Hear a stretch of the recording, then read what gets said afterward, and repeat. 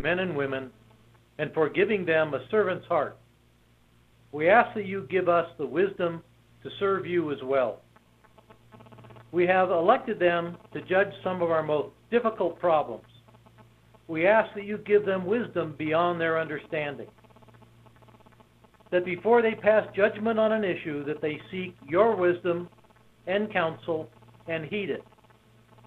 From our Old Covenant scriptures we read, you grace humanity with knowledge and teach morals understanding. Grace us with the knowledge, understanding, and discernment that comes from you. Blessed are you, Lord our God, who graciously grants knowledge, and we pray wisdom as well. As men and women of all faiths, we say, Amen. Amen.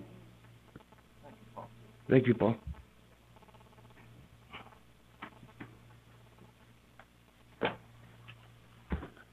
Good morning. Glad to see everybody here. I'll open this meeting of the Board of County Commissioners meeting for February 1st, 2011.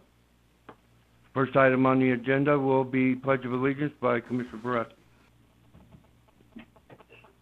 I pledge allegiance to the flag of the United States of America and to the republic for which it stands, one nation under God, indivisible, with liberty and justice for all. Support our troops.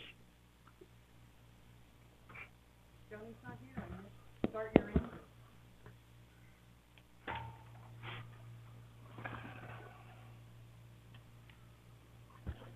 Okay, we'll go to item number 2, action approval of the agenda for the Board of County Commission meeting of February 1st, 2011. Mr. Osborne. Thank you, Chairman. We have nothing for 4 this morning, strike 4. Do we have any emergency items? Not that I'm aware of. Hearing none, we can strike 7.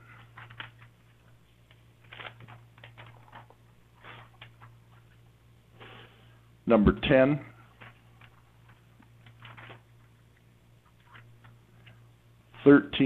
through 19.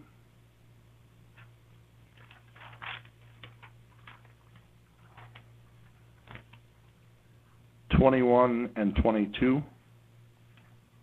24. 26. 29. 31 through 33. And I believe that's it.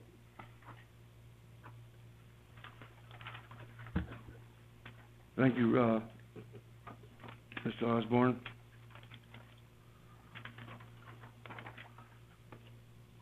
We'll go to number 3, action approval of minutes of Board of County Commissioners meeting for October 19th, 2010, November 9th, 2010, and December 7th, 2010, and January 7th, 2010. Mr. Chairman. 2011. Mr. Telephone conference. Mr. Chairman, Yes. I only participated in the January 7th, 2011. I'll only be voting on that. Okay. And I do have I have one correction for that, if I might. It says commission. Wait till we get there. Okay. Wait till we get there. Thank you. Gary, my apologies for being late. The clock in the conference room is 5 minutes slower than the one in here. That's perfectly all right, Commissioner. We said that you were running late, but we started your engines anyway. Yeah, that's what I always say. Start your engines. That's right. Thank you. Okay, Mr. Tonopah, do you have something for the January 7th? Yes. It says Commissioner next to every name except once. It says Commission next to Commissioner Eastley's name. It just should say Commissioner Eastley. Can you tell us where that's at, Dan? So on the one page of backup there, it's the first time that Commissioner Eastley's name is mentioned. Okay, what page are you on? And count the paragraph. All right. That makes it easy for Sam to get it. All right. I seem to have lost it. Here we go. I got it. Got it back here somewhere. I'm sorry, I don't have it in front of me. I'm trying to pull it up. If you want to go on, I'll find it. Dan, I think I found it for you. You did, thank you. On page 1, Yep. on January 7th, the first sentence after the action item, it says Commissioner Shinholfen commented, Commission Eastley. Thank you, that's it. Oh, she's been called worse than that. By you, Oh. in jest. Do you have anything, Commissioner Wickman? Yes, thank you for I asking. just knew you would. On page 12 of the October 19th, it's the third paragraph up from the bottom, last sentence in that paragraph. There's just a duplication of it may.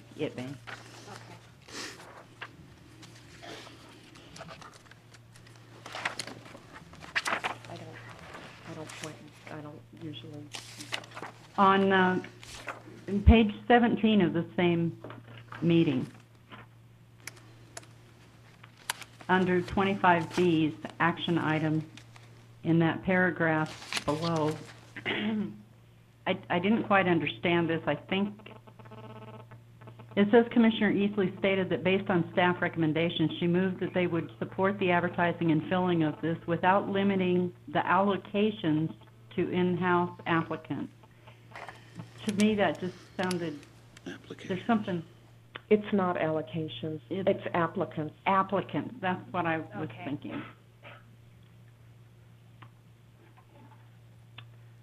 On page 3 of November 9th, under item number 8, it would be the fourth paragraph, first sentence. It says it says that Commissioner Baraski and Darrell Lacey are working on co-compliance, and that should be code compliance.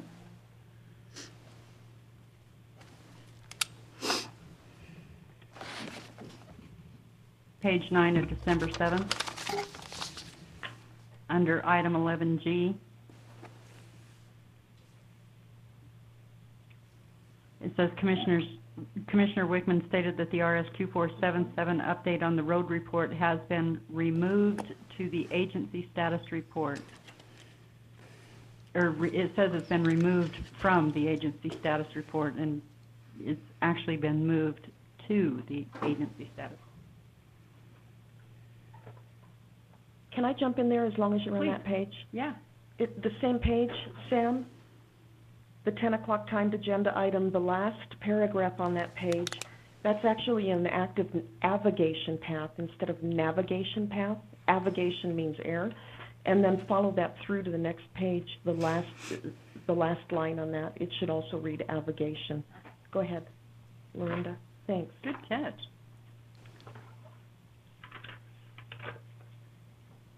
On page 12 of the December 7th, on the very last line of the page, tomorrow to gather records and put a plan of method in place for testing samples. And this is what Dave had reported, Dave Fanning had stated. So I think what it was is they were meeting to put a method in place for testing samples. One or the other, anyway. And on page 20 of the same December 7th meeting, the very second line under the Commissioner's Manager's comments, Commissioner Eastley stated that Darrell Lacey was appointed over 6 months ago to be a temporary director of planning, not of public works. I might have said public works.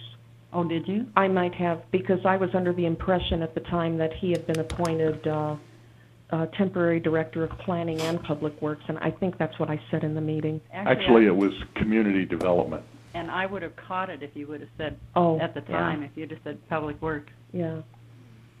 We can double check it. Yeah. Because I don't think we would have put planning Unless I said it. unless you said it. Yeah. Okay. Well, planning is what I thought should be in there, but it says public works. I think I might have said community development, but somehow, well, it doesn't matter. Well, Yeah. it was, you're right. It should have been community development. I still have indigestion over that. But, I know. okay. Well, either way, we'll put it in this set of minutes that it should have been community development. Is that correct? Yeah. Is that what you would like to put in this set? You have to put in the minutes exactly what I said, not what I meant. Exactly, you and know that's what that. I was saying. We can put it in this set of minutes that you meant, community development, but, okay, that's what I... Thank you, I'm Ladies, done. let's don't get into a fist What's fight. that? I said, let's don't get into a fist fight here. Us? Never. I'm in the middle. Now, we could arrange a fist fight then, if you're in the middle. Just a little humor. Take it easy. It worked. Go ahead. That's all, thank you very much. Commissioner Boraski. I have nothing to add to that. Commissioner Eastley. Nope. Wow, that was good. Motion to adopt with those changes, or to approve with those changes. Second. I have a motion by Commissioner Eastley to approve with those changes, second by Commissioner Wickman. Further discussion? Call for the question. All in favor? Aye. Aye. Opposed? That passes 5-0. Announcements. I don't have any Take it separate. forms here for announcements. Do you have any announcements in Crump?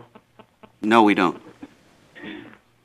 Okay, we'll go to item number 6, general public comment. 3-minute time limit per person. Action will not be taken on the matters considered during this period until specifically included on the agenda as an action item. I have no forms for any. None in Pahrump. Okay. We'll go to item number 9. No, item number 8.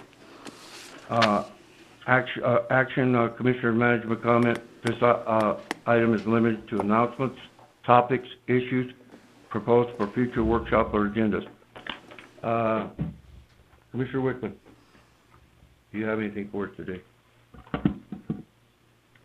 Well, since it does apply to agendas, maybe I do. I would like to request of staff that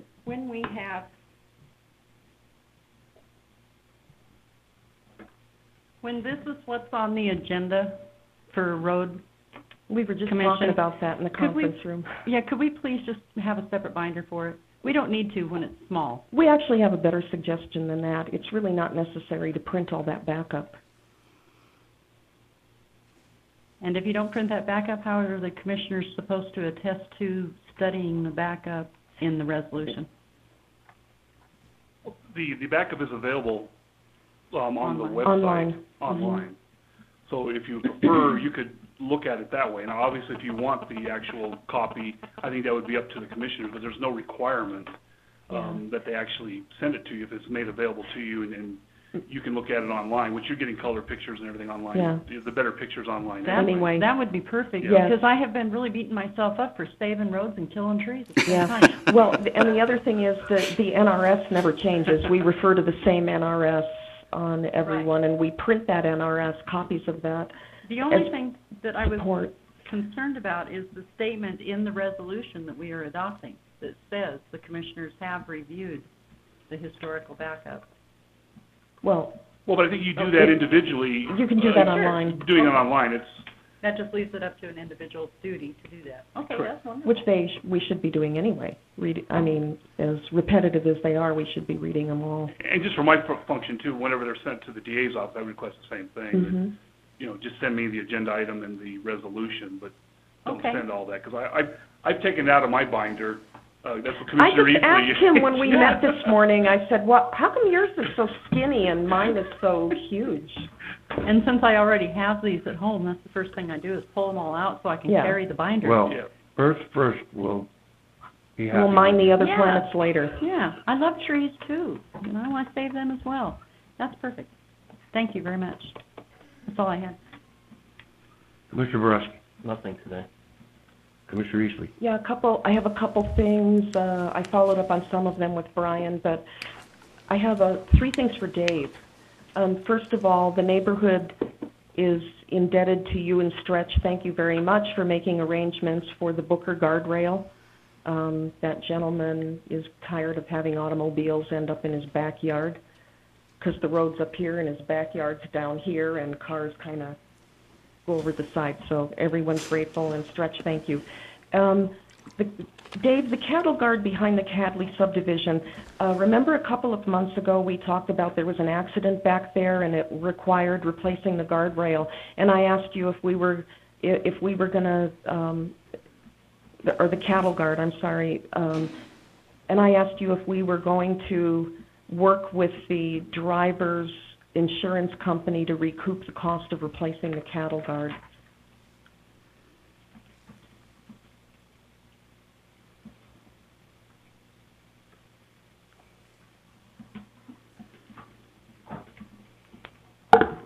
Good morning, Commissioners. Yes, I remember that, and I think Stretch answered it up here on my end as I was down there. Just and that he we was were going to actually look going to into it. pursue the actual report from the Sheriff's Department, and I would have to refer that to actually Stretch because I have not followed up on it because actually Stretch was actually going to follow up on it from here, so I don't know. I'm just trying to if he's squeeze got it, nickels so- until they bleed. So it's not been fixed is what you're saying? No, I don't know. Okay. Okay. It's been fixed. Stretch says Okay. it's been, I was just Through the SO. hoping that it didn't come out of your budget and Okay. that if the driver was at fault, that they were actually going to pay for that.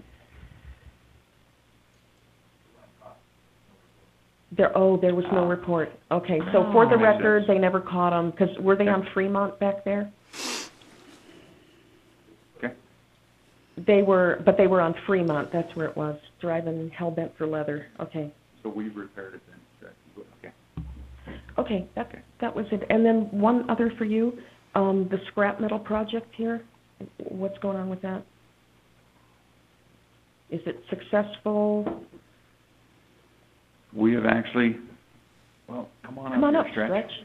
We have actually had a couple of gondolas actually sent up over the last, I don't know, August, September time, and Stretch can verify that. And we've been actually hauling off metal to that point, and then we stopped the contract due to the fact that we weren't getting enough material within the gondola. So now we're actually looking at trying to lump sum it and then go out to that 200 to 300, and that's what you're probably referring to at this time is actually the past agenda item that we actually put on there. I believe that's what you're alluding to. So what we're actually then moving, what's that? Yeah, which is actually we got approved by the board to actually do that. So we're actually in the midst of seeking the quotes to actually do that. And I don't know if Stretch has got anything else to add to that. Want to clean up Horseshoe Heights? I think that wouldn't be a bad idea. You see that out there? I think that'd be, yeah. That's me and county Stretch drove property. Yesterday. We've shipped a lot of that. Yeah, have we? Okay. Horseshoe Heights. No. That's the polite name. Horse is the right first word, but they I pulled refer up to it everything something under else. the corrals. Yeah, the corrals. The Tonopah corrals is what Yeah. Okay. Okay. You got Thanks, anything? Dave. You're welcome. Thank you. You got anything? Okay. And thanks very much for developing that form for the report of concern, the form, the one that's not online. Thank you very much. You're welcome. That was much appreciated. One other item. We had talked last month, Sam, about the town, the results of the informal town elections being stored by the clerk's office, and you said you simply didn't have the room. Rick, I wonder if you wouldn't mind doing a survey of the departments up here and what their storage needs are, and bring a plan back to the Board of Commissioners for addressing how we're going to handle storage, whether it's storage items for the district attorney's office or the clerk's office. I know we are, it's not that we're rapidly running out of room, we have run out of room. There just isn't any place to store any more records. So if it's a matter of constructing something or bringing in I don't know what, storage trailers or something, but or even if it's something as innovative as maybe scanning and digitizing old records and maintaining the scans so that we can, I would never say destroy territorial records, but that far back, but you know what I'm talking Yes, about. are you in reference to the storage facility, I'll call it a facility, out at the airport as well? Is that what you're alluding to? I just want to know everything about storage, record storage for up here. So all of it? Yeah. And just to add to that, microfilming would be the best option to scan. Well, and a lot of those records can go to the museums instead of being destroyed once we microfilm. Or exactly. I'm already working with Daryl on a similar project through the Nye County History Project, scanning and digitizing like newspapers from Belmont from the 1860s and 70s. But we can do the same thing with Sam's records. We can, or even the recorder's office or the district attorney's office. The services are absolutely wonderful with the state archives. We can ship everything up there. They have the means to scan and digitize those. We can have them available in the clerk's office, or you can even do something as innovative as to have links to the county website to historic records so that researchers can make use of them. And that's the best option, like I said, other than storage, because we still have to go out to our old vaults and pull those records because people want them all the time. Yeah. So if they're digitized, that would be...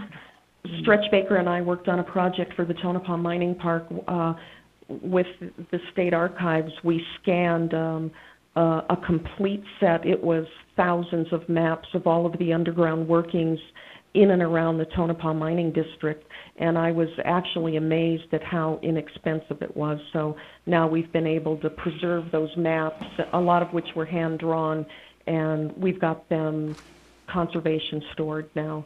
But the scans are available for anybody who wants to use them. So we might think about something like that. What media did you use for that scanning? Well, I actually loaded them up in my car and took them up to the state archives, and they took care of everything there. They actually hydrated the maps that had been rolled up for 105 years and needed to be handled more carefully, and then they didn't mat them, but they rolled them back up with some conservation material and covered them with other conservation materials. So, and now we've got them actually saved in a vault. And what we use if we need to look at a map is we just have a CD. We just put the CD in the computer and look at the map. All right, so it's not on microfilm necessarily. No, she's saying microfilm. I prefer digitizing and... We can't destroy any records unless they're microfilmed right now. So we do have a lot of historic records, but we've probably got 20,000 divorces that I'm not sure we really want to keep the hard copies of those. 20,000 stories in the naked city. Exactly. So it just depends on what records you're looking for. We definitely don't want to destroy some of those. Rick, I think you can work on that. And Rick, I would love to work with you on that, and Daryl would love to work with us on that.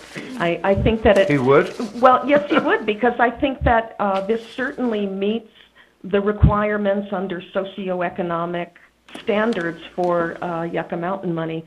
And if we can preserve our history and free up space in our offices and make all of those historic documents available to researchers and family historians, it would be really wonderful. That's the kind of thing that blows my hair back. So I would love to help with that. And you've been a champion on these projects of preserving records. I've worked with you over the years on oral histories and stuff like that. So, Commissioner Eastley, you need to be commended for your doing that kind of work. Because Mr. Chairman, if I may say this, I think the board needs to be commended because one person can come up with an idea, but unless the board supports it, it's not going to go anywhere. So the board deserves to be praised for its interest in Nye County's history. But Rick, I'd be happy to work with you on that. And Daryl, get out your checkbook. Anything else? No, isn't that enough? Thank you. Yes. Thank you, Joni. Mm-hmm. Mr. Chairman, may I? 1 minute. Mr. Shanoven. Yes, Mr. Chairman, thank you. Sorry I can't be there today. I'm working on the resolution still in support of the process moving forward for Yucca Mountain. I had some meetings that I couldn't get any other way, so I'm unable to be there. Also, I've talked with Pam Webster about the possibility of building an event center here in Pahrump that could be used for all sorts of different activities, concerts, and she's gave me tips on who to go to in within the county, especially through the county manager. So I'm going to try to put some information together towards that end, and then I'll bring it before the board. That's all for now. Thank you. Thank you. Commissioner Wickman. I'm sorry to have you return to me again, but I really appreciate it. On the 24th of this month, I attended the Public Lands and Natural Resources meeting, and on the agency report, which is not in the material, it's available for the public because, once again, I didn't get it in on time. There was discussion on support of the Winnemucca Farms, the Nevada First, and Nevada Farm Bureau. They are opposing the interruption of irrigation water that is slated for June through August. Where's this at, Melinda? In the agricultural communities north of us. The PUC has ordered interruptions and penalties for failure to increase their, by increasing their rates. And currently what they're doing, Nevada Energy, go from 5.9 cents per kilowatt hour, they will raise that to 32 cents per kilowatt hour if they do not if they don't stop irrigating between June and August, which is what other times do you need to irrigate. So is it about the water or is it about the electricity? Actually, I think it's combined. But the organizations believe that the ruling is an attempt to circumvent the AB 144 that was done in the last legislative session. So they're asking for the Public Lands and Natural Resources to support their opposition to that action with the PUC. Dan, this is your bailiwick because you are the liaison to the PUC. So thank you. We'll see if you hear anything about it on your end. And as everybody here probably already knows that Western Counties Alliance lost their leadership due to death last month. There's 15 members on that board. All of Utah counties. NACO is a member. 4 or 5 counties in Nevada are members. 1 or 2 counties in Idaho, Wyoming, and Montana. They are active in working with the feral horse management, the geothermal lease revenues, the PILT, the SRS funding, resource management plans, grazing, and the RS 2477 issues. The PLNR Chairman Jerry Tipton has encouraged participation by all of Nevada counties, and I realize that we are not a member, but with this board's approval, I would like to start attending those as I can. Is Ken Brown gonna?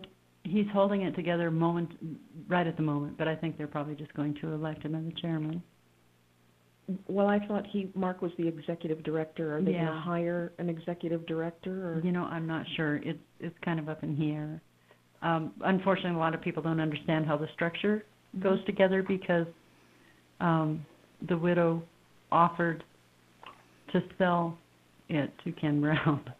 So I'm pretty sure. To sell the organization? Yeah, to sell the organization. So I'm sure there's some misunderstanding. I guess. On how now, you know why we have not joined. Yes, I do. Okay, just because we're already members of WIR, they pretty much duplicate efforts. And NACO is also a member. Yeah. But we don't have anyone who goes there and represents us during their meetings. I would, if I can at all get it into the schedule, I would like to get involved enough to know what they're doing. The USDA published a rule on the Federal Register to add regulations to restricting access to the National Forest System for cultural purposes and events of tribes without the requirement of public scoping and comment periods.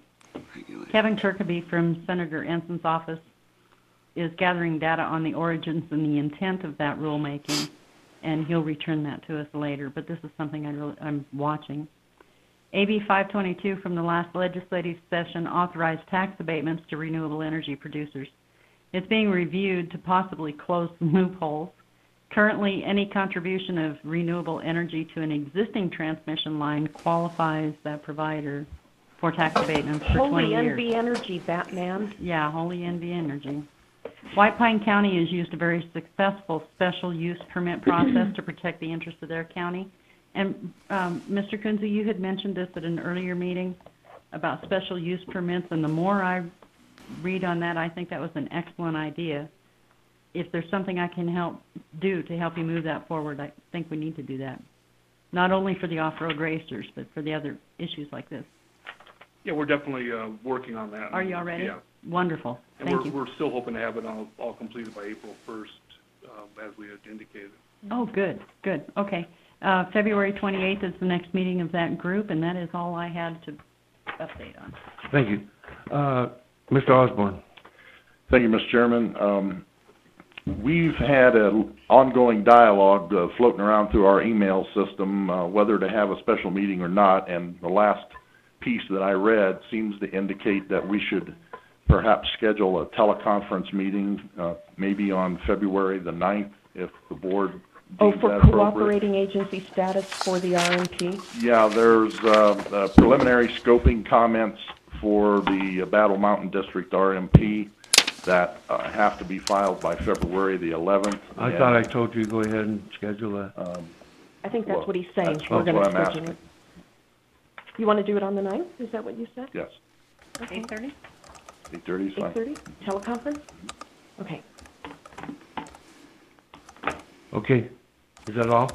Yes, sir. Oh, Mr. Chairman, can I yeah. address Commissioner Wickman? Sure. You know, my computer died about 3 weeks ago, dead. I had to buy a new one. It either committed suicide or I wore it out. But there were some emails. I was not able to, they were not able to transfer all my old, like 7 years worth of archived emails. And Steve Bradhurst had sent us, and I think it was from either Commissioner Tipton in Mineral County or Commissioner Boland in Esmeralda County, the difference between a cooperating and a coordinating agency status, and one was far preferable to the other. One had meaning, the other did not. Do you have that email?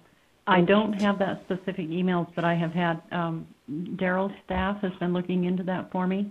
Without contacting Commissioner Boland directly, I wasn't able to get it. Okay, I thought you might have saved it. Okay. The word that we're getting from the BLM who's handling this RMP is that there's nothing any different. It depends on how you draw up the MOU. Okay. So you can put things into it and you can take things out of it. I understand what Commissioner Boland was looking at, and I will go back and review that. I was wondering if it would be helpful to have it in the backup for that agenda for the meeting on the 9th. If I can get it that quickly, it might be, but I don't know if I can get it that quickly. You're right. There was. Yeah, it seemed like a pretty big deal, and Mr. Bradhurst was anxious that everybody understood what the difference was, Right. And thank you. I'm finished. Okay. We'll go to item number 9, consent agenda items.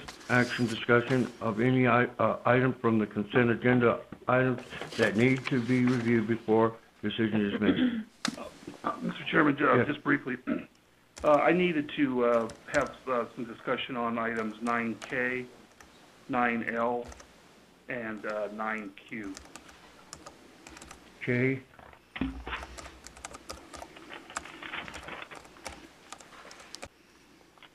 L and Q. Yes.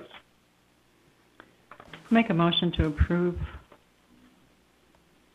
Oh, I'm sorry. I better wait until you find out if there's any more, huh? Anybody else? I'll make a motion to approve items 9B through R. B through what? B through I'm J. sorry, B through J, M, N, O, P, and R. I was trying to make it easy, I guess. Okay. I'll see if I got this right. Commissioner Boraski. I have a motion by Commissioner Wickman to approve items, consent agenda items B through J, M through P, and R. And I have a second by Commissioner Boraski. Further discussion? Call for the question. All in favor? Aye. Any opposed? That passes 5-0. Okay, we'll go to item K, action approval of transfer of assignments for professional service agreement with Mr. Jeffrey Van Neel, contract number 10-015 to Robert Anderson's Ackman Center. Mr. Lacy, or I should say Mr. Coon. Thank you, Mr. Chairman. When we reviewed this, it's purporting under the agenda item to be a transfer and assignment of the professional services agreement with Mr. Jeffrey Van Neel to Mr. Robert Anderson. The terms of the original agreement provide for a hourly rate of $210 an hour for legal fees. From what I can tell from the documentation and discussions with Mr. Lacy, it's now proposed that we will pay Mr. Anderson $500 an hour, which is an increase. So since this is purported to be an assignment of the contract, you can't assign a contract. You're assigning the contract with the existing terms, or you're basically doing a whole new agreement with Mr. Anderson to pay the $500. So under this particular agenda item, if you want to go ahead and approve this agenda item to assign the contract, that's been understood that it's being assigned at $210 an hour. And then if you want to then change it later, you're going to have to do that. But I don't think it's appropriate to do an assignment in which you're actually increasing the cost under that assigned contract. Mr. Lacy?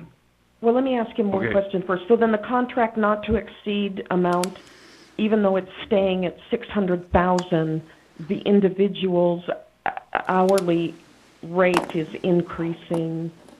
Yeah, because there is a very fundamental difference, because obviously at $210 an hour, you're going to get a whole lot more legal services before you consume your $600,000 versus having that being done at $500. Mm-hmm. You're almost 3 times the cost.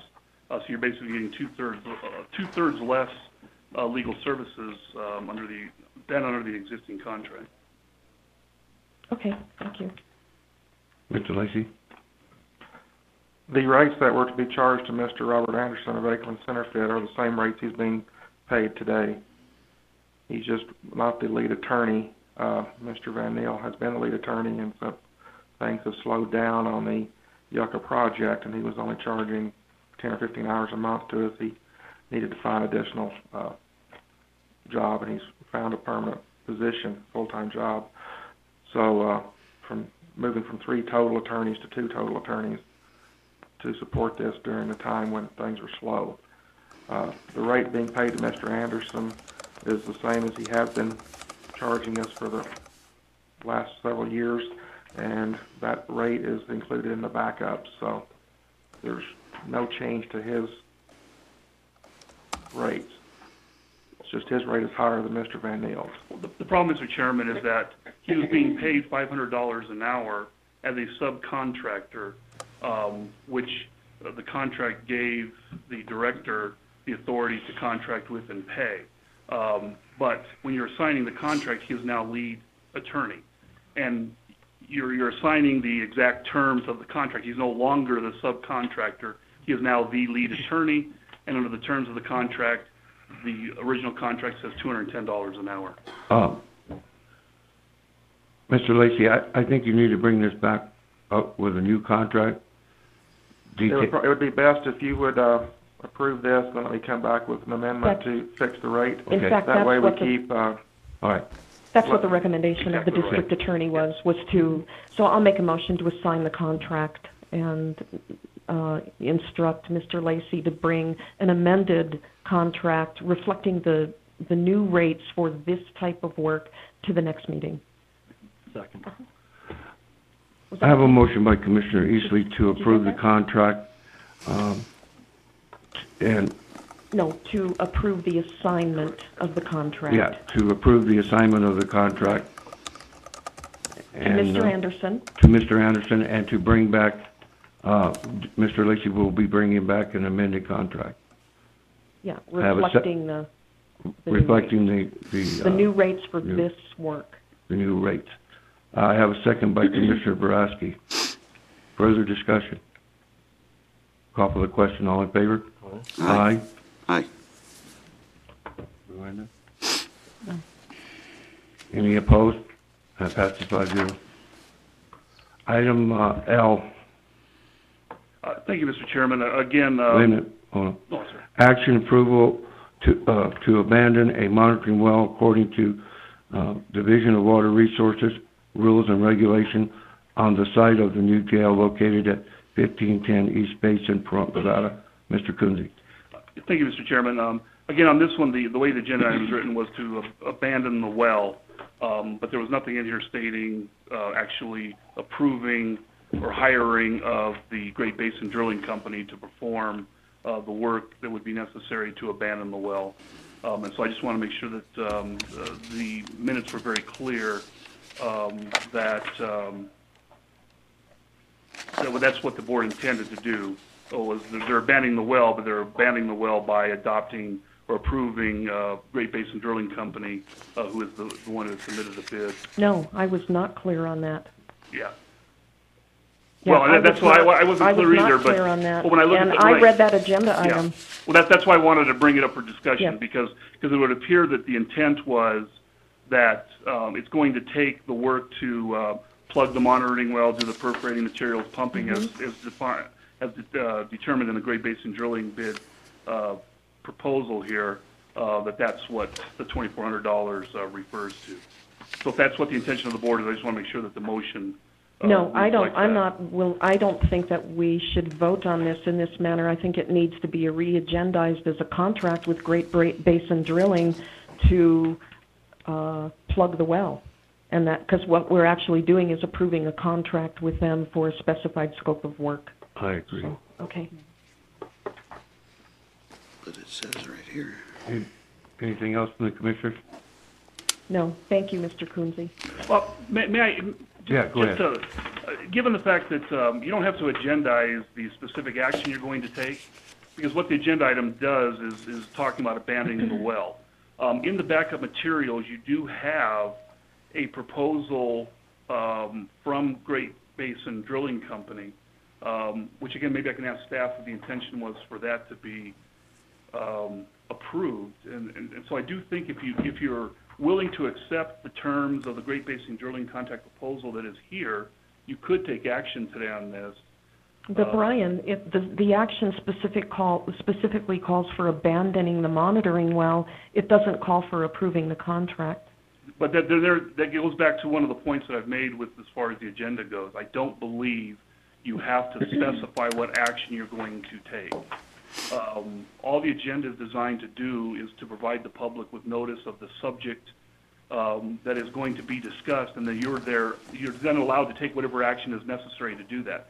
So if the action necessary for you to abandon the monitoring well is to go ahead and approve this proposal to do that, to plug the well and everything, I do believe you have the legal authority to do so. But if you haven't really reviewed this proposal or anything else. No, I did review the proposal. So again, I don't think, if you're willing to accept this proposal, I believe you do have the legal authority under this agenda item to go ahead and do that. Mr. Chairman? I just didn't want it done as a consent item because it was very unclear. Mm-hmm. Yes. On the front, on the page here of the item, it does say in the complete description requested action, it does go on to say we were not able to get a second bid for this item. So it seemed pretty clear that we were looking to award somebody the job because we had the amount there. I'd like to make a motion to approve this item. Again, my problem wasn't with the complete description of requested action. It was with the fact that I just read it literally, that staff was requesting approval to abandon a monitoring well and that the vendor was supplying the required state paperwork, not that the state was doing the job. I thought staff was doing the job, the way I read this. And based on, Mr. Chairman? Yes. Based on the information that the DA's office has given us, I need to one little thing first, okay? Is there a second on that motion? Yeah, if you'd let me continue what I'm saying. Based on what the DA's office has said, I think I will back Dan. I'll make a motion, a second to his emotions. I'm going to second That's his a emotion. 60s song. Second that emotion. And you get $5 if you can tell me who sang it. Okay, so you're seconding that? Yes. Okay. Smoky. I have a motion by You're a good Cleveland boy. I have a motion by Commissioner Shinhoven to approve the abandoning of the well at the new jail location. Second by Commissioner Wickman. I believe the motion has to be abandon the well and accept the contract of the proposal submitted by Great Basin Drilling Company. Okay. So amended. I have a motion by Commissioner Shinhoven to award or to approve the abandoning of the well and awarding the contract to Great Basin Drilling. I have a second by Commissioner Wickman. Further discussion? Call for the question. All in favor? Aye. Aye. Eastley votes aye. Opposed? Based only on the Bob, recommendation of the district attorney's office, I'm not convinced it meets the minimum requirements of the open meeting law. So I want it on the record that I am voting yes based on the advice of the district attorney. That Bob, passes did you want to 5-0. Did you want to speak? That passes 5-0. All right. Q. Okay, we'll go to You're a groovy guy, Brian. go to item Q. Action approval of a change order number 1 to JMA Architect Incorporated contract at Nye County Jail Facility project in Pahrump. The change order incorporates geothermal borings and feasibility cost study for alternate energy sources for the project. There is no cost to the project for addition to the study. Mr. Kunze. I really had, maybe this is my density, but I had no clue what this was referring to, since the change order is to perform sample borings at the construction site, which apparently has already been done. You have a report that's saying that they didn't feel like it was economically feasible to go forward with the geothermal project because it could only be used during the heating season, couldn't be used for cooling. So I, quite frankly, had no idea what this was approving as far as the change order. If the original architectural contract was to provide this geothermal project, and now we're removing that from the project, then it would be considered a change order. But this almost appears to be maybe ratifying something that's already been done. So, Mr. Chairman, the study was not part of the architectural contract originally, and they agreed to conduct the study within the scope of their original contract. So it was a no-cost change order to add the scope to their contract. They did it at no cost. but the work has already, so it is the work that has already been done? Yes. Okay. So it is ratifying? And I wanted the board to also see the results of the report. I saw it as a kind of a housekeeping issue. It is a housekeeping thing. And that's, I just wanted to make sure. Motion to approve. Second. I have a motion by Commissioner Eastley to approve, second by Commissioner Woodman. Further discussion? Call for the question. All in favor? Aye. Aye. Opposed? Passes 5-0. Okay, we'll go to our 10:15 a.m. Timed agenda item. We'll be recessing to the Nye County Board of Commissioners. Commissioner Wickman. Thank you, Mr. Chairman. I'll open this meeting for the Nye County Board of Road Commissioners for February 1st. The first item on our agenda is the timed items, 10:15. This is public hearing. We have been instructed before by the attorney, our district attorney's office, that we can take all of the listed items, A through V, in one action, and we actually have individuals here to attend the public hearing. I'm so excited. Wow. Are they going to comment? I don't know. Are you? Would you like to come to the table? Tell us if you're for or against, or ask any questions you may have. Honey, you gotta Sir, you have to do come on up the here and put your name on the record, and there's a little sign there that says, please state your name for the record, spell your last name. Jeff, yeah, there's a button. There you go. There you go. This green light's on. My name's Jeff Kerbel, K-E-R. My name's Jeff Kerbel, K-E-R-B-E-R. And I'm here just to see what's going on. Hey, Dan, could you turn your mic off? We can hear your papers better than the speaker. Thank you. Quite simply, I'm interested in seeing, some of the public access roads stay open. I think that serves the purpose. I've been in here before. I own the Dugan Ranch, which is up Hawk Creek Canyon, and so I've commented on not trying to have too much traffic be funneled through my place and yet see all the other roads get shut down. So I would guess what you folks are doing is probably trying to designate as minor roads, but not really abandon them. Am I correct? Oh, no. No. No, okay. Okay, the goal of this project is to keep those roads open to public access. Good. And it's to prove the historical documentation, to prove the history of the road goes back prior to any overlying federal agency's jurisdiction. Right. It's protection. It's protection. And you think this has teeth against the federal government?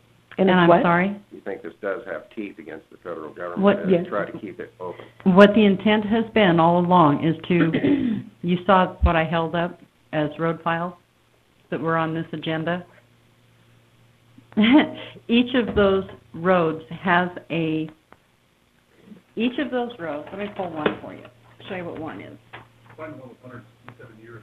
Mm-hmm. Yeah, oh yeah. But each road has all of the historical background that we were able to gather. It has all of the survey data information to legally locate anything on the road, anything, anywhere. The same requirements done by survey. And to preserve the history of that road going forward. Our thought was, if we were to prepare a file that was comprehensive enough that you could put it in front of a judge when somebody argued with you about jurisdiction, if you could put that in front of the judge and say, please just give me a summary judgment when you've had an opportunity to read it, we could avoid an awful lot of money being spent, taxpayer money being spent on unnecessary litigation. Hopefully. That's a knock-on-wood thing. The other thing that we were hoping for is that going forward in the future, 40, 50, 60 years down the road, a private property owner or someone who had a private inholding within the Forest Service or within the boundaries of the BLM, if they found themselves in difficulties about access to their holdings, they would be able to go to one spot and find all of the historical documentation on that road and the fact that the commission and the road commissioners have determined that it is the county jurisdiction. Unfortunately, I live in a world of reality, so we are doing a lot to protect what we think is necessary for the future and to protect everyone's access to the roads that we have traditionally used. However, we may not even know when and if it proved out to be the right resolution to the problem. Well, that seems like a prudent step, and I agree with that. Sir, can you get closer to the mic so they can get you on the record? I'm sorry. Well, I think it's a prudent step, and I hope it does help to keep some of the public access open, and that is a worry of mine. Too. So, anyway, that's what I'm here for today. I didn't come here to necessarily complain, but just am interested in seeing what's going on. And I've read in the paper a little bit what is going on, and I know that sometimes the Forest Service and the BLM wants to cut public access on certain roads, and I would hope that you're all aware of this, and it seems like you are. And for any amount of reasons, whether it be ranching or just people out going hunting and using the public land. Because it's our land? That's a good point. Yeah. Quiet enjoyment. Yeah, exactly. This is my land, your land. All right. Anyway. Am I to assume then that the people who have accompanied you are all in favor of this program? Oh, I wouldn't know that. Yeah? Good. Okay. And I will invite any of you, my address, my email, my phone number, everything is on the website.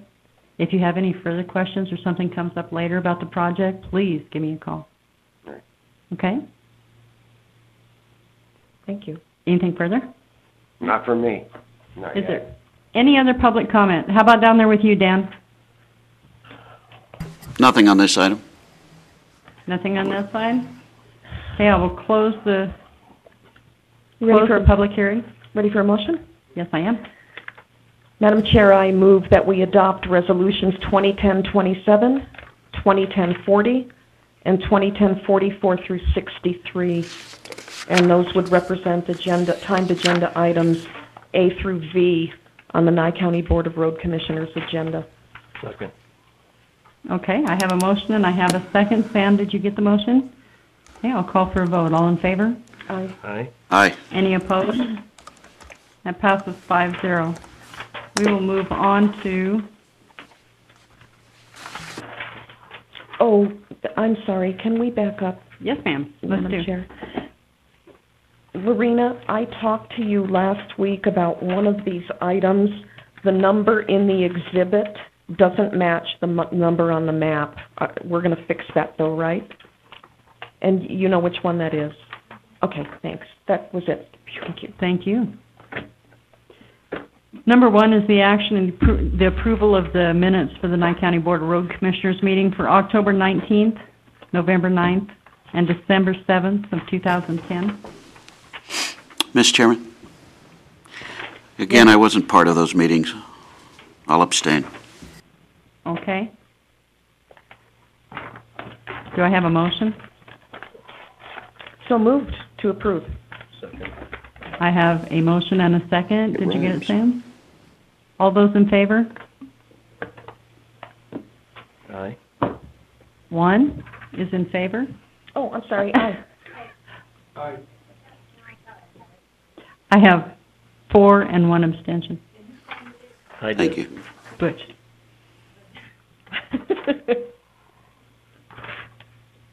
Next item on the agenda is the general public comments. This is limited to 3 minutes per person and requested to be limited to items that are not on the agenda. No action will be taken by the board. Is there any general public comment? Do you have any, Dan? I see none here. Okay, we'll move on to the next item, and this is the general road report by the Public Works Director. Hi again, Dave. Good morning, Commissioners.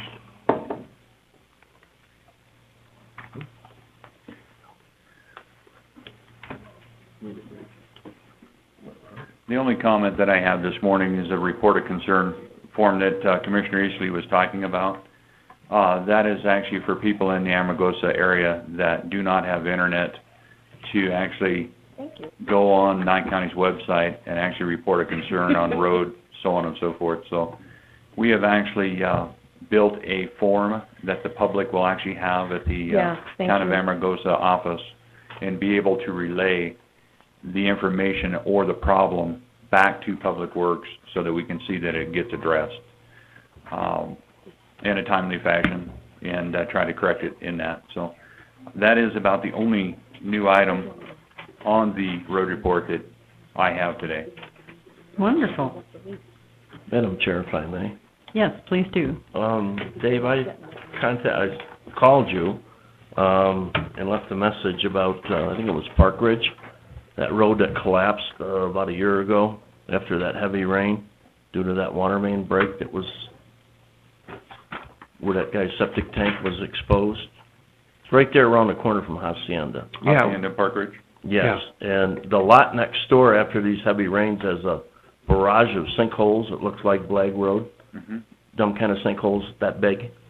Okay. I didn't know if the Public Works Department would want to call that property owner and notify them that there's a hazard there. And the road did appear to drop a little bit. On that one corner, actually, Jared is actually down there watching everything out there as to what's going on. And that particular area was actually just due to floodwaters. Had nothing to do with the water line break at that time. You might be referring to maybe a small leak from a water main faucet or something of that nature. But yeah, for clarification, I do not actually go out there and notify the landowners because they're actually within the roadway, and I've never done that unless there's actually been obviously a structure in harm's way. If that is something that the board wants us to do, we can certainly take that approach, but we have never done that in the past. Well, I would think that someone within the Nye County system would want to notify a property owner that, you know, that probably does not live in town or anything like that, so I'll talk to the county manager about it later and it's see not how hard he to wants to do. handle that. You know, we have just never done that before because it is private, you know. Okay. But we do certainly take care of that, and I know Jared has got 5 or 6 to date sinkholes within that area. So it's not just right with there, it's probably within a half a mile circumference of that one spot that you're talking about. Okay. Is that outside the area where we did that subsidence study years ago with Tom? That is. Yeah, That's it's in over it. by the hacienda with the house. Yeah, That is the area. That is the And it's area. all over the Wow. place. Yeah, and Commissioner Bransky, to address your other comment, you had called me also on a Santiago, might have the name wrong, but I followed up on that one as well. So off that's another street that Animal you House? called me on. About No. no? No, Is it it's the- actually something else. Is it the water table? I've got the or name what's wrong, the I apologize. crossway? It's actually called hydro consolidation. I've addressed it. The soil there has, pardon me, Dave, the soil there has no body to it, and when it gets wet, it just, Oh. so if you get a big influx of water, like a 3, 4, 5 day rain like we had down there, and it'll work itself down and the ground will drop. Yeah, hydro consolidation. Yeah. So the Okay. bottom falls out of the valley. Okay. Strange process. I believe on the, I talked to you about the road the animal house is on, Yes, sir. Wolfenstein's yard there is on. There's nothing you can do once it gets past the end of that pavement, is that? I called the owner of the animal house, and we talked in great lengths. And I explained to him that I had done the research on that, and all the road right-of-way that actually abuts into Oyster, which is actually the main thoroughfare, is actually obviously rejected. And I explained that to him, and he understood it. And the only thing that people like that don't understand is actually being in an area that has never been county maintained, you know, who maintains it. And I told him, obviously, it's the homeowner responsibility to actually do that.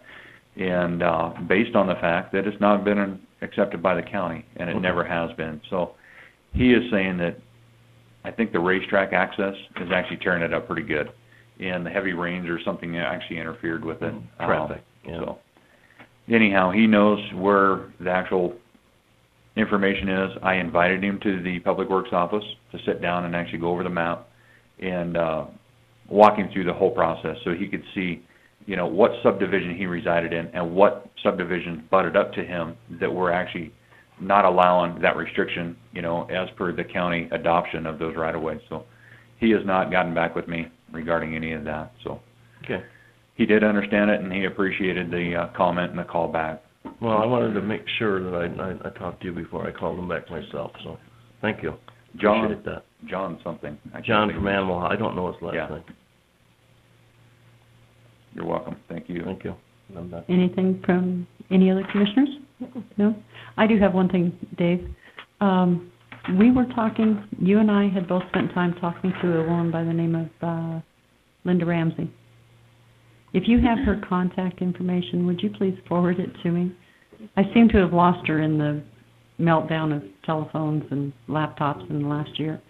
I understand from the DA's office, Marla Zoltek, Deputy District Attorney, has reviewed Badlands and Jacksboro and found that they were dedicated but rejected. And I would like to call Linda Ramsey back and put that to bed if it's all right. You got Thank it. you. I will get it to you. If I do you've have got it, I I do have it. really appreciate it. Thank you. You bet. And that is also your you found that you and Marla, I assumed, worked on that together. Absolutely. Yeah. Have you called her back, Linda Ramsey? No, because at the time it was still going through DA review, Okay. and you know how that goes. You know, it's timely, it's lengthy, it's not concise information. So Marla did a complete rundown on it, Yes, she did. and actually has determined a lot on there. Yeah. So we have not, because it's not been officially addressed back to Public Works with Oh, okay. the item being addressed. So Okay. We Is have- there an we have issue? Is talked there a about problem with me calling her and letting her know that it's been resolved? no, we have talked about it, but we like to actually then break it out once we actually get the report back from the DA's office. Other than that, we keep it under ropes until we know in writing. Okay, well, I don't want to jump the gun on you either, but this lady has been waiting for 4.5 years. I know. For it, so I would really like to get back to her. I'll get the phone number to you. That'd be perfect. Thank you very much. Is that the extent of your report? It is. Okay. I have nothing new at this time. Okay, next items on the agenda, and I will take item 4, 5, and 6 together as one, as indicated that I am allowed to do so by the district attorney's office. This is an action, discussion, deliberation, and possible decision to set a date, time, and location for a public hearing on Nye County Road Commission's resolutions numbered RC 2010-64, RC 2011-02, RC 2011-03. These are resolutions designating Wattles Creek Road, Borrego Field Road, Indian Ranch Road as minor county roads pursuant to Nevada Revised Statutes 403.170 and RS 2477. Madam Chair, Yes. I move to set public hearings for 2010-64, 2011-02, and 03 for 10:15 a.m. on Tuesday, March 1st in Tonopah during the regularly scheduled Board of Road Commissioners meeting. Second. I have a motion and a second. Sam, you got it all, obviously. Okay, I'll entertain. How about all those entertaining in the vote? favor? Aye. Aye. Anybody opposed? That passes 5-0. And I will we will adjourn this meeting back to the Board of Nye County Commissioners. Actually, do we? You know, now I read our procedures and I was read in there that we didn't need a motion, but I will entertain a motion to adjourn. Motion to adjourn. I have a motion and a second. All in favor? Aye. Is there anyone who votes no? Okay. We are adjourned. Only Okay, if they hate we're their back to life. the Board of County Commissioners meeting. We're going to take a 5-minute break. Thank you. Didn't I read that in there?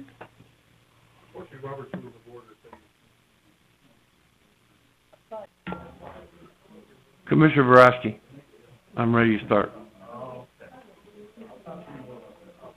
Commissioner Eastley, I'm ready to start. Sounds good.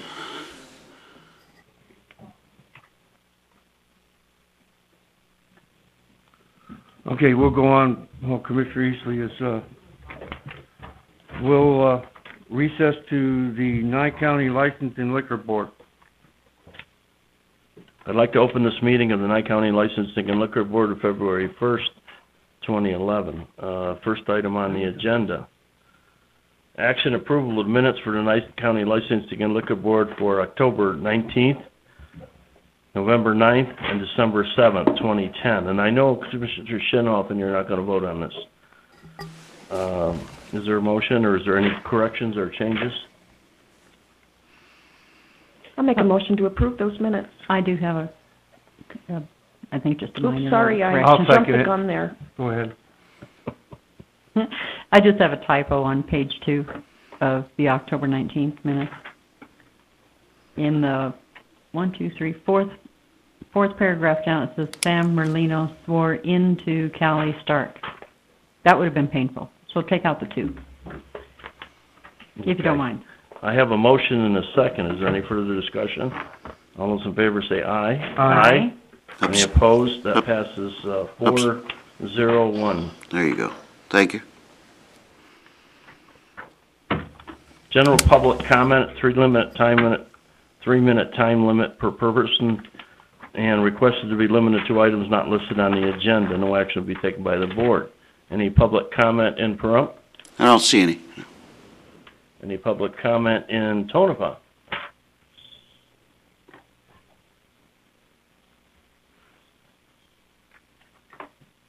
That's it. No public comment? No. Okay. Hearing none, we'll move on. Consent agenda, 3A. Does anybody like to remove anything from the agenda, the consent agenda, For discussion. for discussion? Hearing none. Motion to approve the consent agenda. I'll second. I have a motion by Commissioner Eastley to approve, second by Commissioner Wickman. Any further discussion? All those in favor say aye. Aye. Aye. Any opposed? I do have a minor little question, just for clarification. Sure. Too late. No, it's not going to change my voters. Am I correct in assuming that the American Legion Auxiliary, I think they found a way to get around that quarterly thing, right? I think I agree. Yeah. Okay, good. Yeah. I saw the same thing. Yeah, good. I think that's wonderful. They're having their monthly bingos. I just wanted to make sure that I was looking at it right. I think those are, in fact, distinct chartered organizations. Yes, they are. Yeah, so yes, they are. Yeah, so there's nothing wrong with what they've done. Okay, was there anybody from the Sheriff's Department voting today? The sheriff is absent. He's at a funeral. Okay, then we have,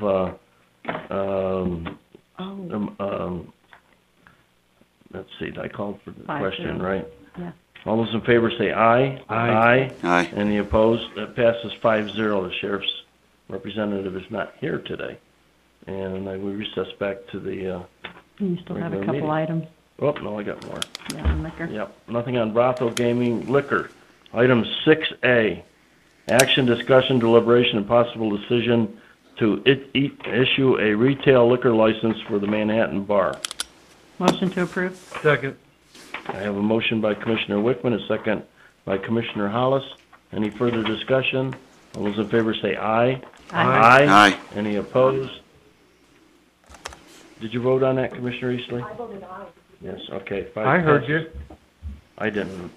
But I have bionic ears. Okay. Bionic ears. I love that. Item 6B, action, discussion, deliberation, possible decision to issue a retail liquor license to the Maverick Saloon and Dance Hall, 340 East Mesquite, Pahrump, Nevada. Motion to approve. Second. I have a motion by Commissioner Wickman, a second by Commissioner Hollis.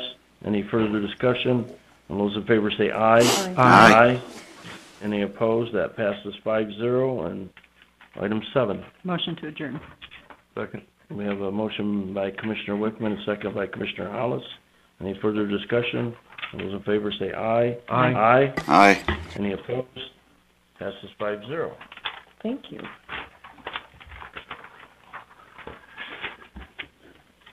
Dan, is somebody there for Beck Environmental? Yes. Okay, we'll go to our 10:45 timed item, presentation by Beck Environmental Incorporated on the task accomplished to date under the renewable energy contract. And that should be Eileen? Yes. Hello, Mr. Chairman and Honorable Commissioners. My name is Eileen Christensen. That's Christensen. And I'm here to present a quick review of activities so far under the Nye County Renewable Energy Contract. This contract was preceded by the Economic Development and Environmental Liaison projects, but for the purposes of this report, we're only talking about the May 2010 through June 21st activities. Now, those include renewable energy support, energy efficiency and sustainability, grant identification and preparation, and miscellaneous economic development activities.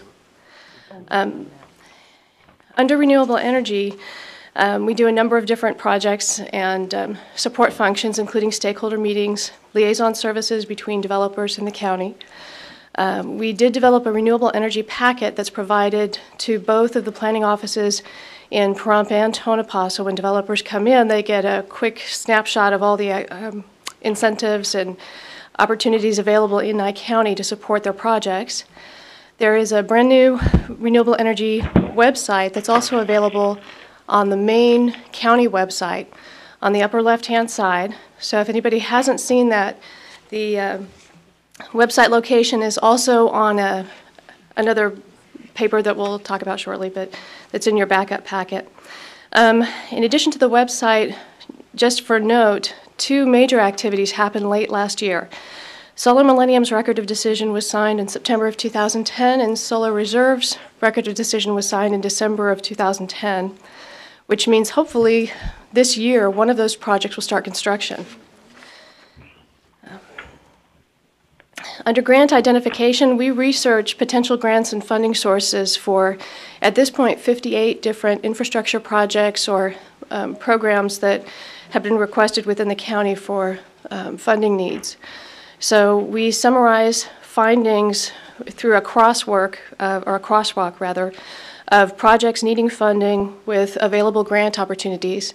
And every 2 weeks, we summarize that information in a grant letter that goes to Mr. Rick Osborne, County Manager, for review and consideration. And then he coordinates that with other community stakeholders so that they can see what grants are available. Can I interrupt you there, Eileen? Sure. Rick, we get those grant opportunity summaries every week from Eileen's staff, and I would hate to think that they aren't being reviewed and looked at with an eye towards something that Nye County can take advantage of. Do you read those? Because there are many, many opportunities in there, and I never see you bring an agenda item before the board to apply for one of these. Or do you refer them back to her? No, what I do, and we get them every 2 weeks, I think. Uh-huh. And I do look at them as they come through, and then I distribute those out to all the department managers and directors so that we get more than just my eyes on it. So they all get it to look at. Okay. And if there is something that looks like it has potential, then we get back with Beck, who helps us write the grants. Okay, but I haven't seen anything coming before the board for grant requests. Pam, were you going to say something? Yes, we've even distributed them outside the Nye County realm to 501c3s that we work with and other entities that can take advantage of them. And the towns. Okay. I know I've sent them to Dave when I see Public Works things there. All right. Yeah, he gets them routed. They all, every department in the county gets them from me. And we also distribute to all the towns and 501c3s. Good. That's great. Thank you. I'm sorry, Eileen, go ahead.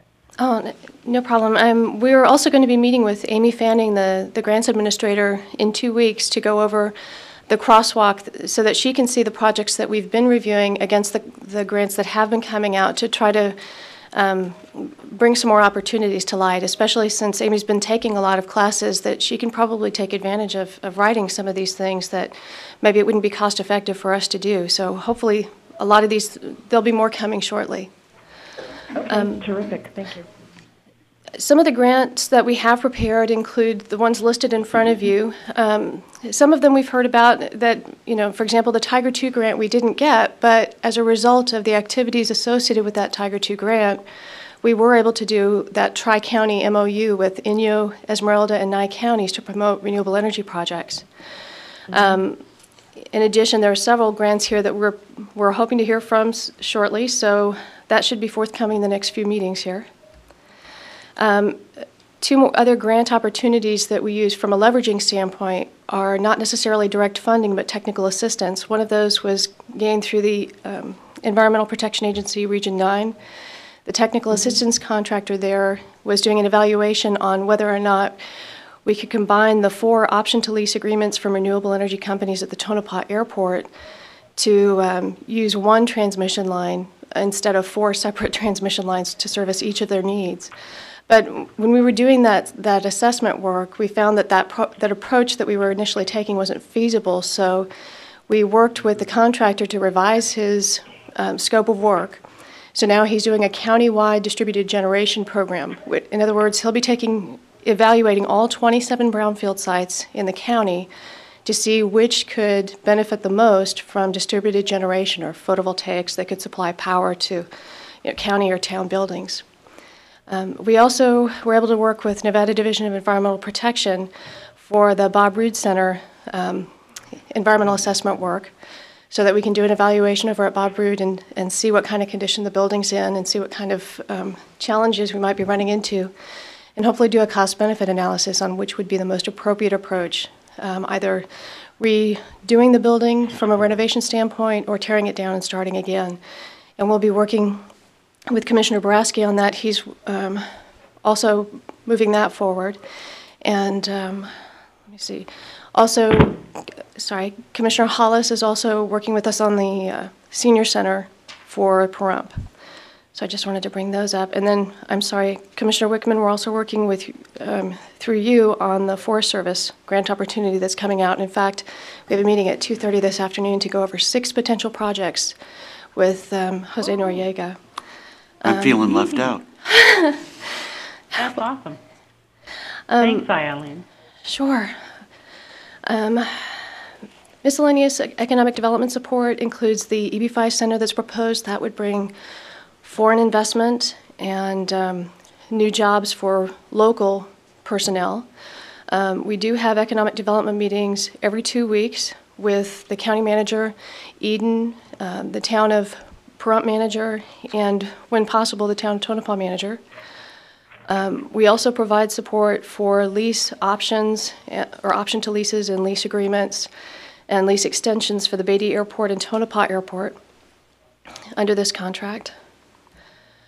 And we've worked extensively with Commissioner Eastley on those. We have the next slide shows a measures of success table. The resources prepared for developers so far, again, were the developer packets and the website, and I encourage you to take a look at that website because it's very professional. Elaine Ezra and her shop over at Terra Spectra did a wonderful job on the graphics. We just provided information. They did the artwork. Number of developers actively being targeted so far, we've got 36 of them that have expressed interest in Nye County. And it should be noted that Nye County is actually a leader in the renewable energy realm in this region, not just the state anymore. Nye County does actively participate in the California transmission planning groups. We work with CalISO directly. We work with Western Area Power Administration. As a result of Nye County's involvement in renewable energy, they brought one of their solar demonstration project hubs here. So I think that's pretty significant for Nye County. Next, number of grant applications prepared and assisted so far is 8, but again, there are several more coming up. Number of option to lease agreements facilitated so far are 5. Most of those are up at the Tonopah Airport, again with the renewable energy companies. Number of lease agreements facilitated so far, there's 3 of those. Temporary lease extensions facilitated where we just provided some technical assistance on that, there are 2 of those. And additional projects leveraged would be those 2 brownfields grants, one from EPA and one from NDEP.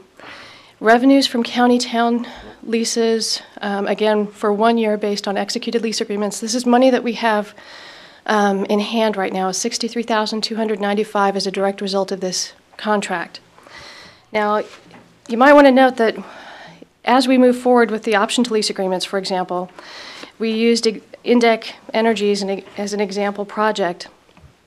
Their option to lease right now is $10,000 every 6 months. But if they sign a lease agreement, we're looking at $250 per acre per year. So over the course of their proposed lease, the county would be realizing $2,076,763. That's why we're pushing so hard with these renewable energy projects. One of the other... Eileen? Oh, sorry. Eileen, if I can jump in there, these were the options to lease at the Tonopah Airport? Yes. You might want to keep a really close eye on AB 42. It's a bill that's being brought forward by Mineral County, and the topic of that, or the aim of that bill, is to create an exception to the requirement to obtain appraisals prior to the lease of government-owned property in certain circumstances.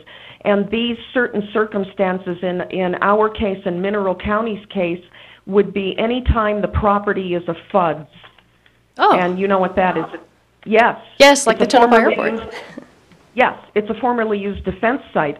Because we acquired the Tonopah Airport, Nye County acquired it through a series of quitclaim deeds following World War II, which is really wonderful. We have 3,800 acres out there of county-owned property, which is a terrific thing. The bad thing is that the federal government, through the restriction in the lease, prohibits us from selling any of it because it was a former defense site. Mineral County's airport is in the same position. Minden's airport, I think Reno Stead was another military base. So what they're trying to do is create an exception to that requirement to obtain appraisals because we operate under a different set of rules. We own the property. except for the fact that we can't sell any of it.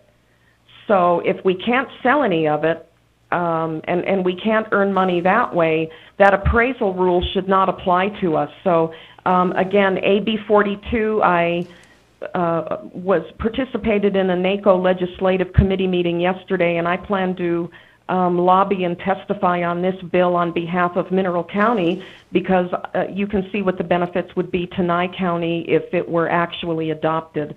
So I just wanted to throw that out there. Definitely. Thank you. Thank you. Mm-hmm. One last thing is the handout that you have in your packet. There's a renewable energy timeline that shows how Nye County has progressed through its initial involvement in renewable energy since 2004, including current actions. And on the back of that sheet, there's the website location, and it also shows the renewable energy funding that's been realized by the county as a result of renewable energy projects since initiation of this program, this initiative.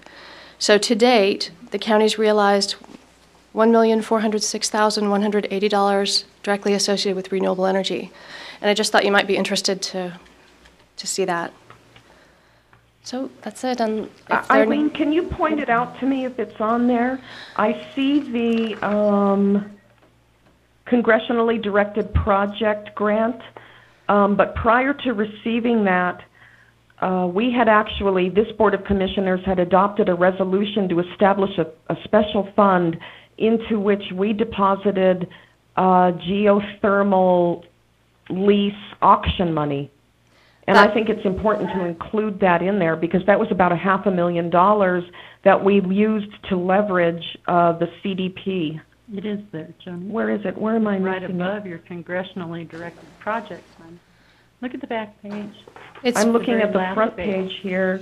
Hold second renewable energy planning workshop. Very back page on the bottom. It starts with 15,000 for Mines Guard Lands Initiative. Yeah, okay, you know where I was looking? I was looking at the timeline. Oh, sorry, okay. Yeah, I thought that it might have been included in the timeline. Okay. Okay. All right. That's fine, thank you. Thank you. But I think it's, if I can just add something to that, I think it's significant to specifically mention, I know we've got it listed under the resources as a dollar amount, but the only reason that's there is because this board had the foresight to develop a special a special fund into which we deposited those revenues to build on our renewable energy program, as opposed to putting them directly into the general fund. It kind of puts a dollar figure on what our commitment is to diversifying our economy. I'd like, excuse me, Mr. Chairman, this is Pam. I would like Eileen to elaborate a little bit on what Nye County's position in the state is with respect to renewable energy, because I don't want to speak for her, but I mean, she's done quite a bit to move Nye County's not only reputation but standing in with the state as to being very proactive with renewable energy and in the forefront of action with transmission. And I don't want to go ahead, Eileen. She never wants to blow her own horn, so we have to blow her horn for her.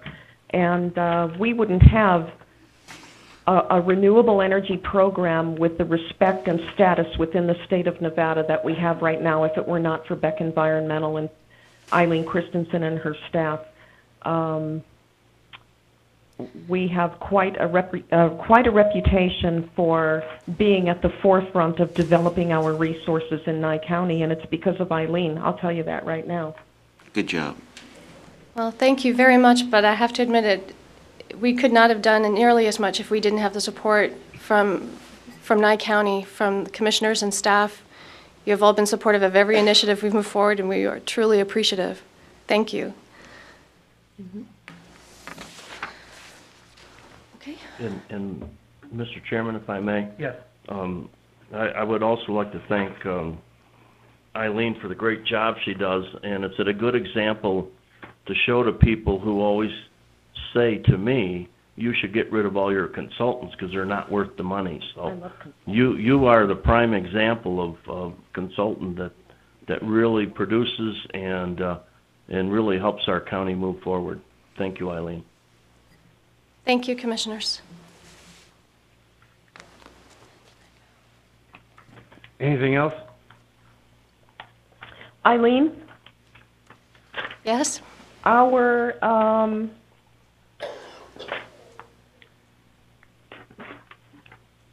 five-county, the Brownsfield Southwest Desert Grant, when do you think we're going to hear something on that?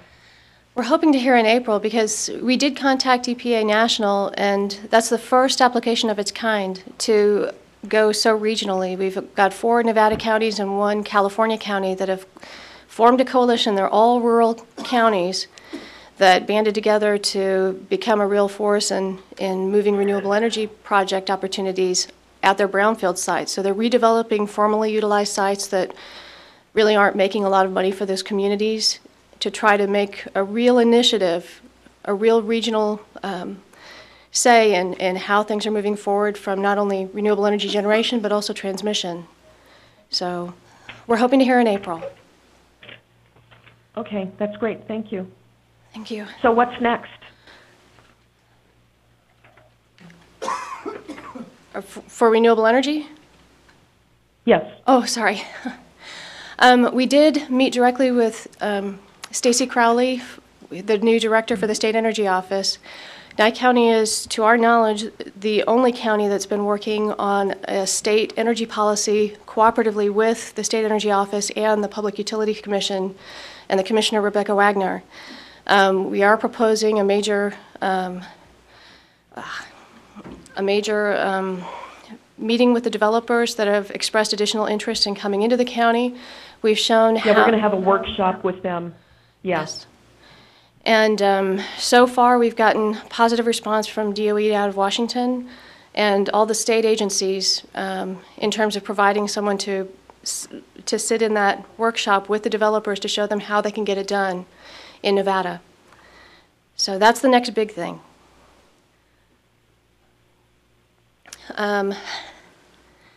Thank you. Thank you. Any other questions for Eileen? I think she's done. Anything else, Eileen? No, thank you. You do a wonderful job. Absolutely, you do a wonderful job. Thank you. Even though you don't never call me. That's because she's on the phone with me all the time, Gary. Yeah, I have dibs on her. Yeah, I wasn't mentioned at all. Right, Thanks. Eileen? Thank you, Eileen. Thank you. Bye. You know, I just want to reinforce with the board, I probably remind you of this a little too much, but our whole renewable energy program was born out of our brownfields program. It came directly from brownfields. And just again, another testament to the wonderful work that Beck does for us. Thank you. Thank you. Okay, we'll go to item 11G, action, discussion, deliberation, and possible decision to possibly revise the BOCC rules of procedure. Commissioners. Commissioner Shinhofen, do you want to delay this again so we can get together and talk about some of these things, or do you want to go through this morning? Whatever you wish. Either way is fine. Why don't you and I get together the next time I'm down in Pahrump, and which should be pretty quick, and we'll just bring a final product to the board. Yeah, I would like to see a more complete finished project to vote on, but that's fine with me. That'd be great. Okay, terrific. Thank you, Mr. Okay, this will be back on the next agenda. We'll go to item 12A, action, discussion, deliberation, and possible decision to appoint 2 members to the Nye County Wildlife Management Board due to the expired term. Mr. Chairman? Yes. Based on the recommendation to staff, I'd like to make a motion to reappoint Charlie Cicchini and Kevin Strozzi. Second. I have a motion by Commissioner Eastley to appoint Charles. Based on the recommendation of staff, make sure that gets I into was the... going to put that at the Okay, end. I'm sorry. Thank you. Charles Cicchini and Kevin Strozzi, And for the record, those would be reappointments. reappointments, and this is staff recommendation, right? Mhm. I have, who seconded it? I did. Commissioner Wickham seconded it. Further discussion? Call for the question. All in favor? Aye. Aye. Opposed? Passes 5-0.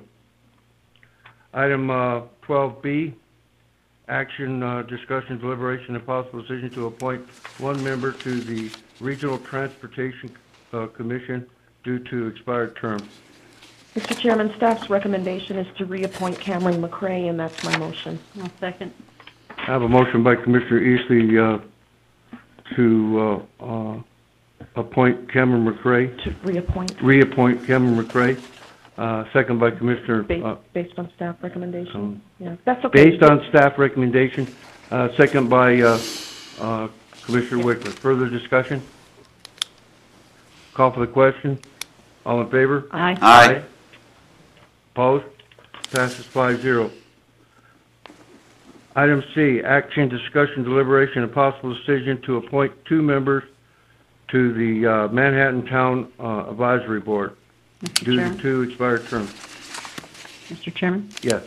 My pleasure to ask for the appointment of Bob Bottom based on staff recommendation and the reappointment of Deanna Miller Good based on choices. staff.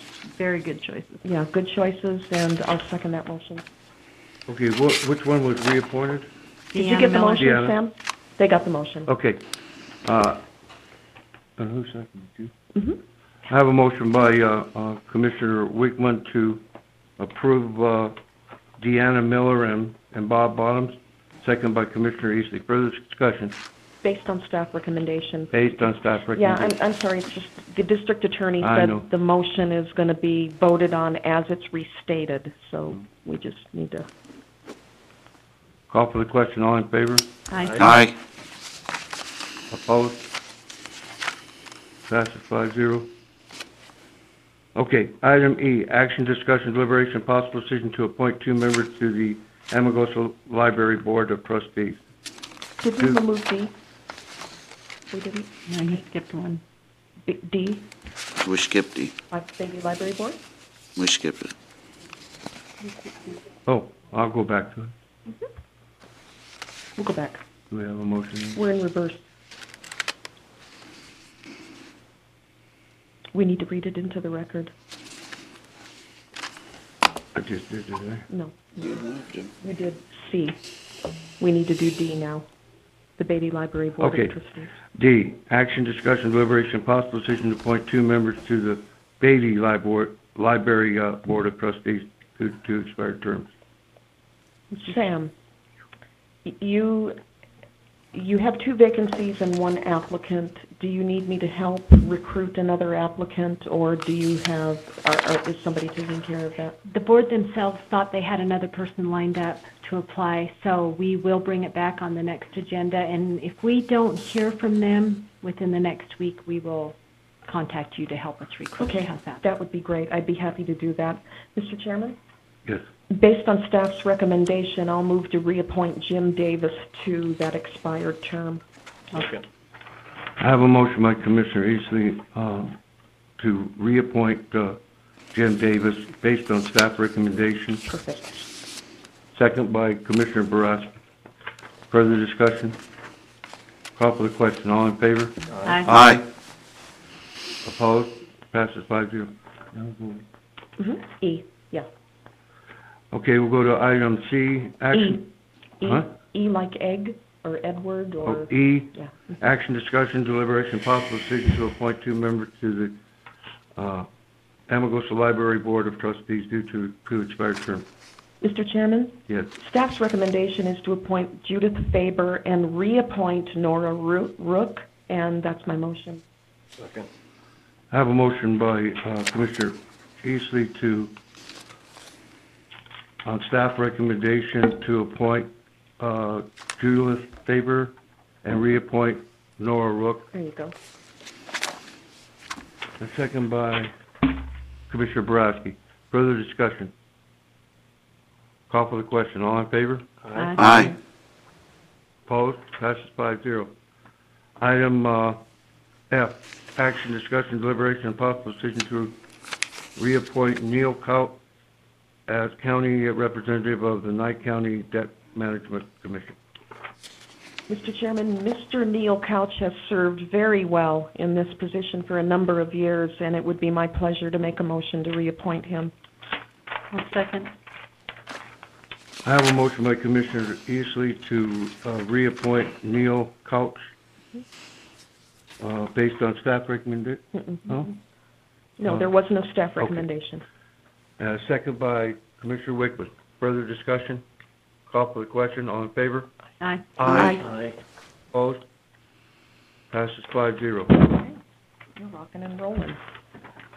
Item 20A, action, discussion, deliberation, and possible decision on a request setting a date, time, and location for a public hearing on Nye County Bill number 2011-02, an ordinance proposing to amend Nye County Code, Title II, Administrative and Personnel, Chapter 2.9. Mr. Chairman? Yes. I'd like to make a motion. I'd like to propose Bill number 2011-02 and set a date, time, and location of March 1st, 2011 at 10:45 a.m. in the Commission chambers right here in Tonopah. I'll second. It's on the cover page. I have a motion by Commissioner Eastley to set a date, time, and location of March 1st, 2011 at 10:45 a.m. in the Commissioner's chambers in Tonopah, Nevada, based on staff recommendation. Who's the? I did.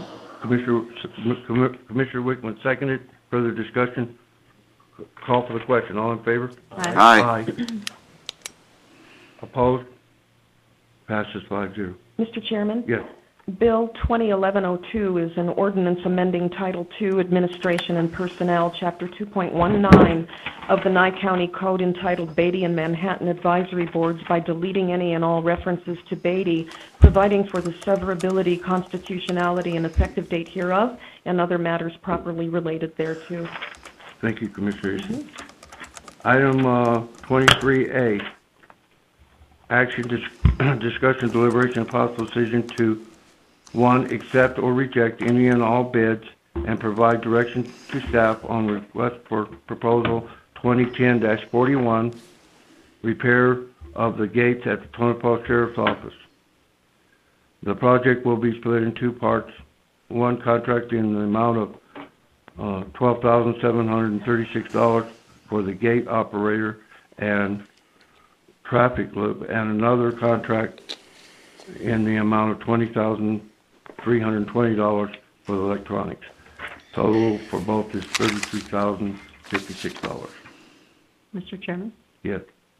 Based on the recommendation of staff and based on the recommendations of the purchasing department and the sheriff's department to award the two bids, one for the electronics to Prism Systems of Utah for the electronics, and the other contract, Artistic Fence of Carson City, for the gate operator and traffic stops, and also to authorize the execution of the contract with the successful bidders. Second with discussion. I have a motion. Did you get that motion, Sam? It's in the backup. To approve the item 23A. Second with discussion for second was Commissioner Eastley. We're on that gate item, Judy, for the sheriff. Pam or somebody. I understand why it was necessary to split this contract. Here's what my concern is. I want to make sure that somebody is going to be on site and individually and personally responsible for coordinating a successful project. Because if you have one vendor who is responsible for the electronics and the other for the gate operator and traffic loops, I just want to make sure that everything works and that when one vendor pulls out and the other one comes in. No, I don't, it doesn't say in here who's gonna be responsible. I wanna make sure that somebody is going to guarantee to me that Judy's not gonna be coming before us in 2 months saying that this doesn't work. Not that it's gonna be your fault, but you know what I'm saying. No, I understand. Both of the vendors that submitted bids on this, we have done work with in the past, and historically they have been right there as far as following up with their work. The ones that I worked with on putting this bid together is the detention officers, and I don't know that he is the one that should be the project manager on that. I don't think he's knowledgeable enough. I don't think I'd agree with that at all. Yeah. I think they're knowledgeable about being detention officers and guarding prisoners. Absolutely. They're very good at what they do, but I don't think this is their area of expertise. I don't have a problem splitting up the contract. This is what my problem is that there's not going to be anybody on county staff, and I'm not thinking it's your responsibility, Judy, but it has to be somebody on county staff who is going to be individually responsible for making sure that when the deputy goes to the gate and presses the button, that the gate opens up after these two contractors pull out of here. Mr. Chairman, I would think that it should be Buildings and Grounds, and thank you. That's exactly what I was thinking. It would need to be coordinated, and Buildings and Grounds would need to be the verification point that the project was completed and was working before we signed off. I know how these things work when we have projects going in areas that are outside the major population base. Sometimes things get dropped through the cracks. So Mr. Chairman. Happens all the time. I think this is highlighting an issue that we really have to address with regards to oversight of projects.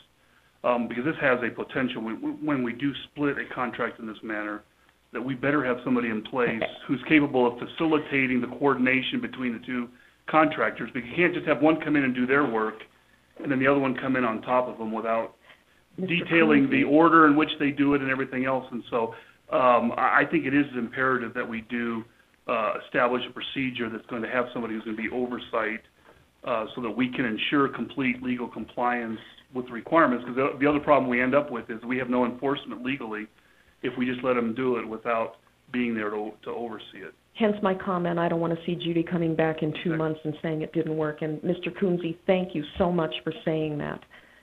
This happens all too often on projects like this where we're paying for something that we don't get.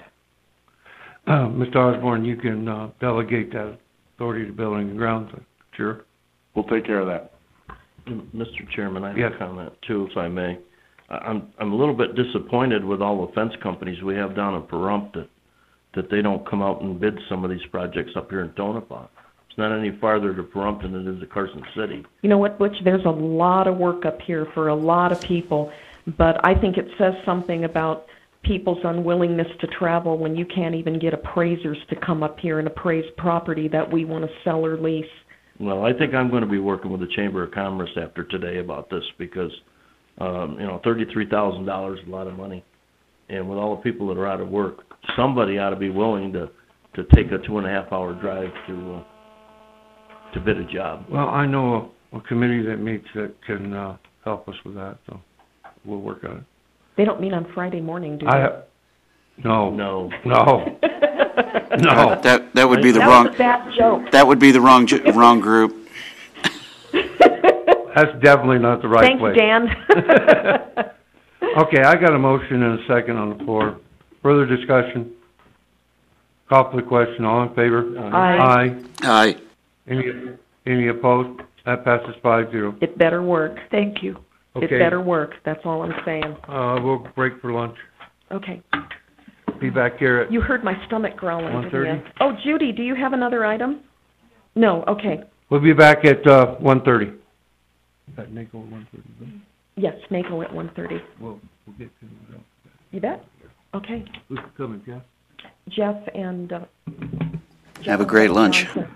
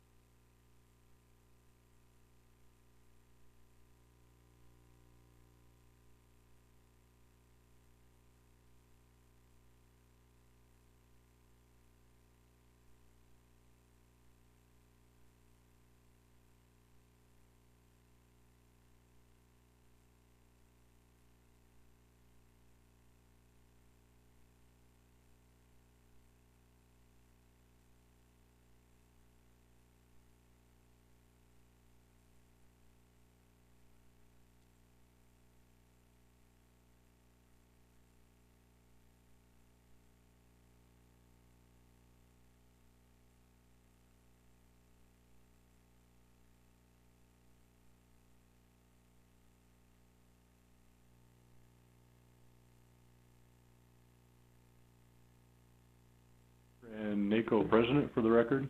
He has a whole county named after him. Yes. Douglas County. Yes, yes. Anyway, we're here touring all the counties, and basically, I'm the front man to tell you thank you very much for, participating in NACO, and we have a couple of your commissioners that have been already very active. Gary, you know that. Much to Jeff's chagrin. Yes. And we really appreciate it. And we have some, we have some news, it's not necessarily good news for you, and I'm sure you're all aware. And, you're always welcome to call us anytime and give your 2 cents for any issues. I'm sure you don't have like any public lands issues or anything out here, right? No. Okay. But no, we're here representing all 17 counties, and we have a real tough session seriously in front of us at the legislature with the budget and some of the things that may or may not be handed down to the counties. And Jeff's going to give you kind of a synopsis of what's going on, and don't hesitate asking any questions. We're going to do the best we can with the information we have right now. Does anybody have a cell phone on? No. Mine is on, but it's not ringing. Seems like it's still from upstairs, though. Sometimes I think it is just having It's Joni's part. It's my, yeah, it's me. You're just really picking on me today, Gary. Love you. Love you like a sister. Okay, I'll take that. Thank you, Mr. Chairman and Commissioners. Thank you for getting us on your agenda, and I also want to acknowledge Commissioner Eastley for her participation on the NACO board, and Commissioner Wickman for being there as well, and being very active on our Public Lands Committee and other committees. And they do a great job, don't they? They do a wonderful job. We love it. And we really appreciate them. As our president indicated, we're here to let you know how much we appreciate Nye County's support of NACO, and to affirm our commitment to your county to help you in any way that we can, and let us know if we can be of any assistance. We have been pretty busy, as you can imagine, and I'm just going to recap very quickly what some of the highlights of last year, and then talk about what we see as happening in the upcoming legislative session. We started 2010 with a special session of the legislature, and I think the good news is that the counties came out of that without any real impacts, and that that took a lot of work, but we appreciate your help there. Also during the year, we spent a lot of time looking at regulations that were adopted by the state agencies, various rules and so forth. And one of the regulations that we spent a considerable amount of time on is the regulation that was adopted by the State Energy Commissioner related to granting of partial tax abatements for AB 522. Right, and those are the regulations that Dr. Hatice Getchell adopted pursuant to Assembly Bill 522 that was passed in the 2009 legislature, and we, I think we're pretty successful in getting a lot of things in there that would help the counties in terms of your input to the granting of those tax abatements, but not everything. And we do have a bill draft request in for the legislature. Mm-hmm. That's one of our 5 to address some of those areas that we feel are important for counties, particularly giving the counties more say in the granting of partial tax abatements for renewable energy projects, and also giving the counties some more leeway in terms of negotiating what those abatements are, because right now, as long as a renewable energy developer meets the requirements established in AB 522, mm-hmm. They will get a property tax abatement for local property taxes. 55% of their property taxes are abated for 20 years, mm-hmm. and then all the sales and use taxes, again, local taxes, for 3 years. And we feel that that ought to be sort of the ceiling, if you will, and that you, as the Board of County Commissioners, ought to have the authority to work with them to maybe negotiate lower amounts or whatever the case may be. Well, and I think the other important part of that bill is that prior to the Energy Commissioner granting those abatements, NACO's bill would require a county approval prior to granting the abatement. So those renewable energy developers would have to sit before this board and petition us for the abatement first.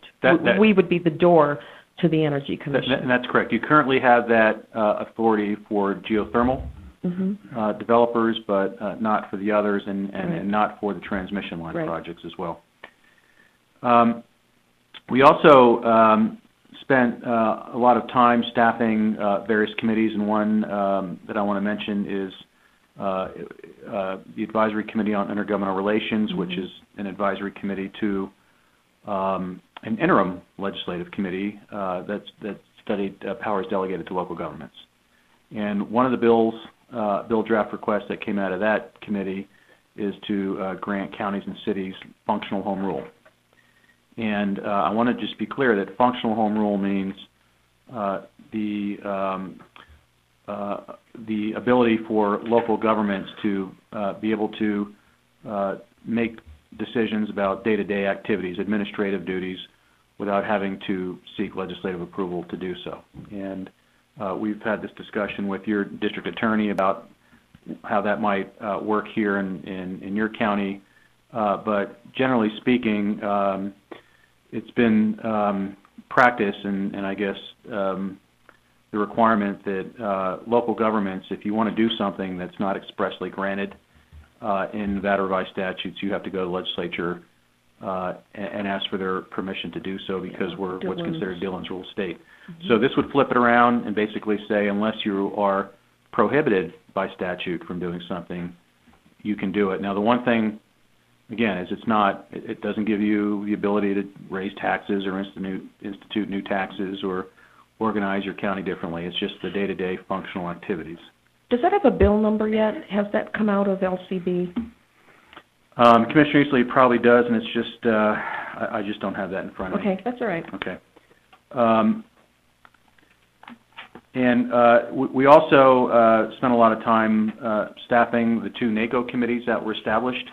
One is a NACO Legislative Committee, and in fact they met yesterday, and that's a really important committee, especially now with the legislature coming into session, to be able to discuss, bills, to discuss, all kinds of issues, and be able to do that very quickly and be very flexible in terms of taking positions and getting people to be involved in legislative matters. And then the other committee is the Public Lands and Natural Resources Committee, and Commissioner Wickman has been very involved in that committee, and that's a committee that we have really great participation on. They meet monthly. Commissioner Tipton from Mineral County chairs that committee, and I think they've done really tremendous work in terms of analyzing issues as they happen and taking very strong positions of advocacy on issues that affect access to and multiple use of public lands. And one example is the recent executive order from the Secretary of Interior it's number 3310 related to wildlands designations. And Public Lands Committee jumped on that, took a position to oppose it, and got the board to pass a resolution. And we think those are very important in getting those back to our congressional delegation and others. And then we also spent time working on getting the geothermal lease revenues restored back to the counties. It was a huge deal. It was a huge deal, and I know that's an important revenue source for Nye County. And Esmeralda County, Lander County, a number of counties in Nevada, and those revenues were put back or budgeted to go back into the federal treasury, both in fiscal 11 and fiscal 10. And we were successful in getting those back to the counties, but we want a permanent fix to that. We don't want to have to do this year after year. And then there's a whole variety of other public lands issues that we can get you more information on if you're interested, related to wild horses and sage grouse and roadless initiatives. I'm sorry? Roadless initiatives. Roadless, and on.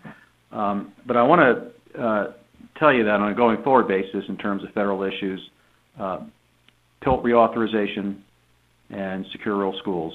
PILT, I know, is extremely important to your county. as it is for every county in Nevada. That's about $23 million in revenues to Nevada's counties, and we worked very hard to get full funding for PILT several years ago, and we're successful, but that expires the end of 2012, so we have to go back and lobby very hard to get full funding for PILT.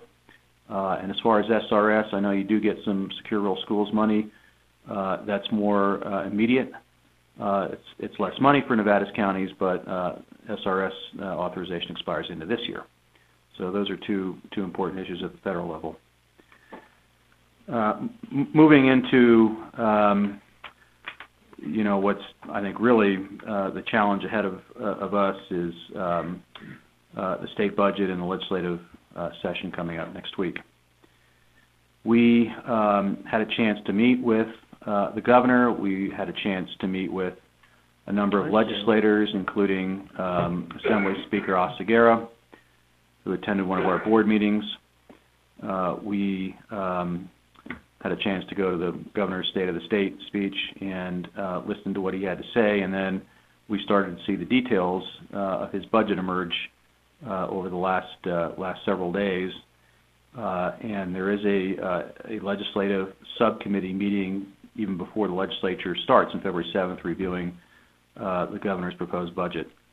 And what we can tell right now is there's pretty enormous impacts to county governments. And I want to clarify that in terms of the dollar numbers, the large impacts, of course, as you would expect, are to Clark County and to Washoe County, and then to the rural counties. And I'll talk about some specific things here. But in Clark County and Washoe County, the proposal is to continue taking 9 cents in property tax from those counties to pay for the colleges, the universities in Clark County and in Washoe County. Does that include all of higher education or just the university system? Commissioner Eastley, at this point, I believe the proposal is for the money that's generated from those counties to pay for the universities within those counties and not the community. So not the community. Okay. As far as I know. So there's also a proposal to continue sweeping the Indigent Medical Fund. And then we get into what is called county participation for services and eliminating state programs that would impact counties or could impact counties. The county participation for services total list is something in the order of $76 million. And why don't you tell them what county participation for services is? Well, euphemistically speaking, what they're referring to. Basically, it's shifting the cost of these services to the counties. Either we're not entirely clear because there's still more details that we're supposed to be seeing, but in some cases it's either asking counties to perform the service, or in other cases with no compensation, with no additional compensation, or charging you, assessing you a fee for the state to continue to provide that service in your county.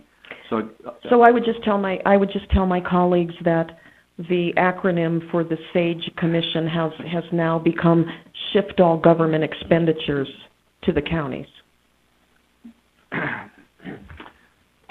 So, and then there's another category of impacts to counties that so the state would eliminate funding for certain programs, and then the question becomes, are the counties then responsible for these programs? And if they are, then, how you pay for those, or if they're not, then perhaps those services don't get performed. But remember, you have a statutory obligation to provide indigent medical care and indigent defense, and so we're still looking at how all of this is going to shake out. But let me go back to the county participation for services for just a minute. So let me give you some examples here. And the one that has the highest total amount, dollar amount, is shifting more of the cost for long-term care to county governments. and statewide that's estimated to be something like $37 million. Now, we're still waiting for the state, and in particular Mike Wilden, who's the Director of Department of Health and Human Services, to give us a county-by-county breakout of each of these proposed cost shifts to each county. But basically, in this particular program, the way it works now is under the state Medicaid program, if you have an individual in your county that is under 156% of SSI, so their income is, within that range, the state picks up 100% of their long-term care costs. If it's between 156% and I believe 300%, then it's a 50-50 cost share between the state and the county. And then anything above 300% is something that you pay 100% for. Mm-hmm. What the state is proposing to do is to lower the floor from 156% to something lower, maybe 134% or 132%, so that it narrows, if you will, the group of people that they have to pick up the entire cost for, and then brings you into a situation where you're covering half the cost of more people. And I'll just tell you right now that the estimate for Nye County of that cost over the biennium, let me just get my glasses. $758,000. $758,000. So I don't even have to get my glasses out to read this number. Yeah.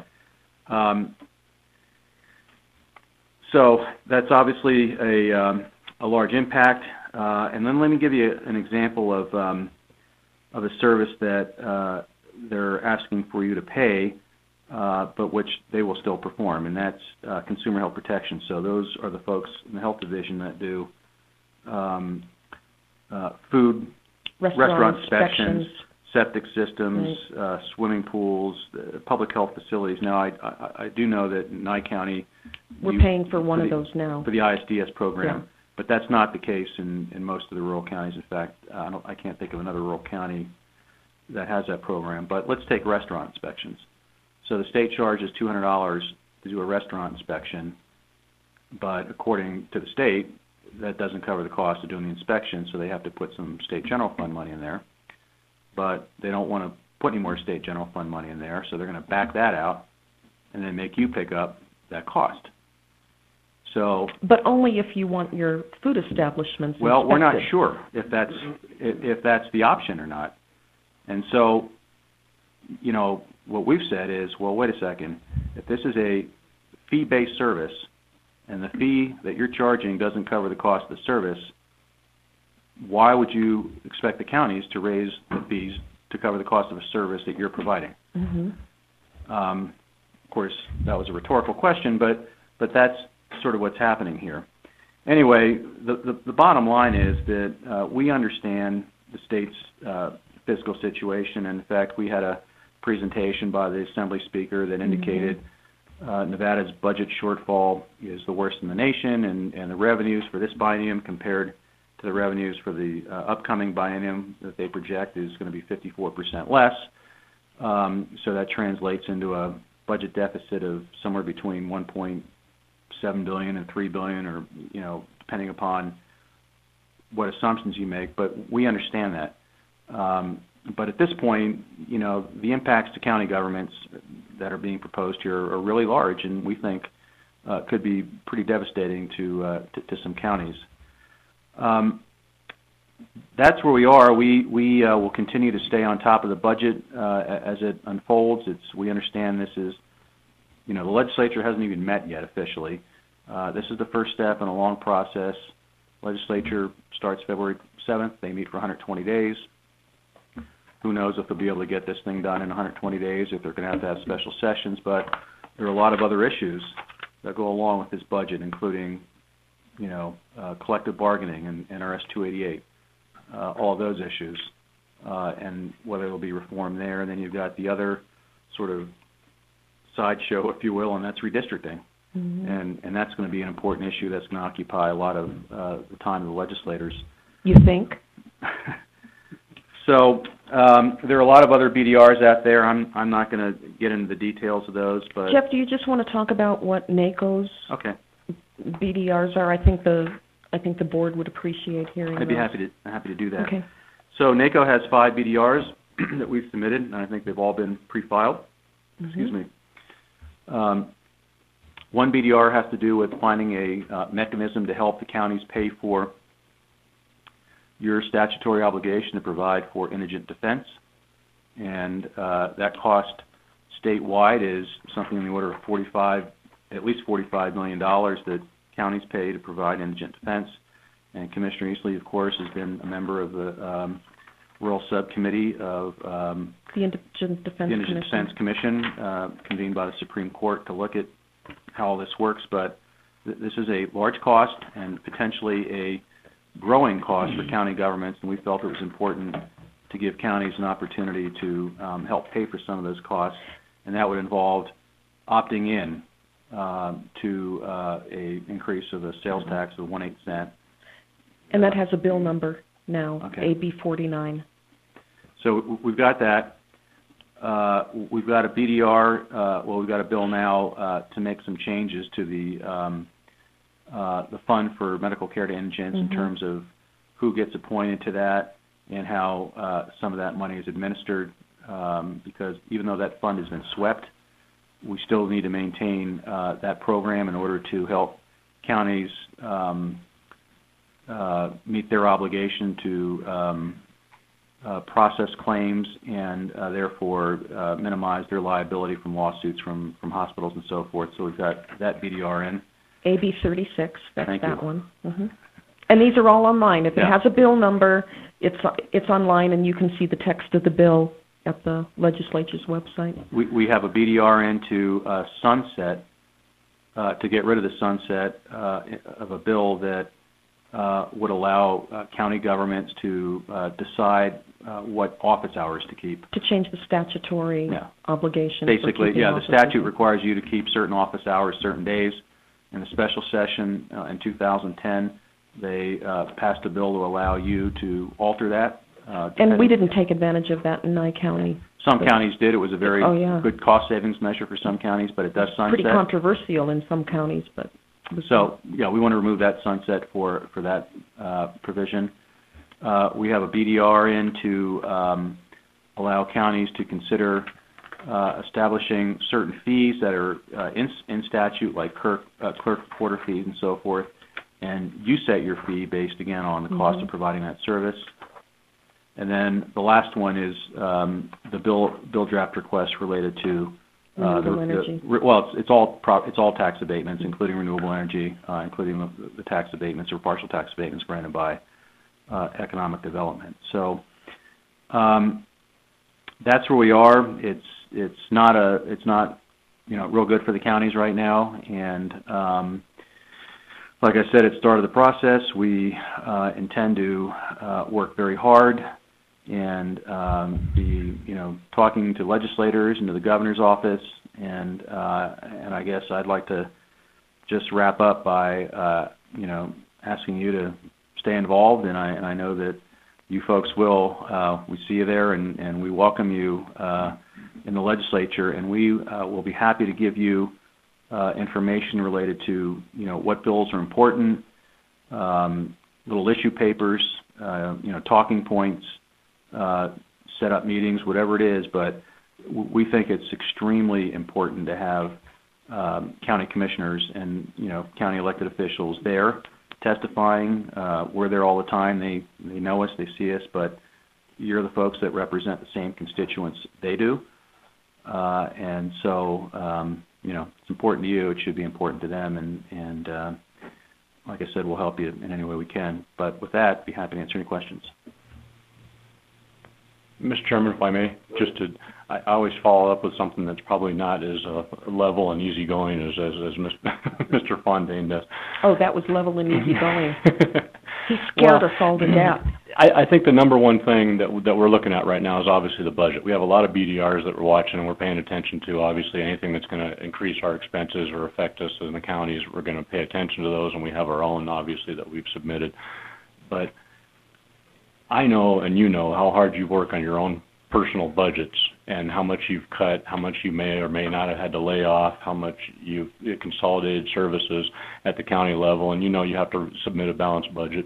And every county works really hard to get that accomplished, and now we have what we have coming from the state, which is, in my mind, a little bit scary. The fact that we could get services handed down to us without the ability to pay for them, not that we want to go around and pay for them and raise taxes to the same constituents that they don't want to raise taxes on.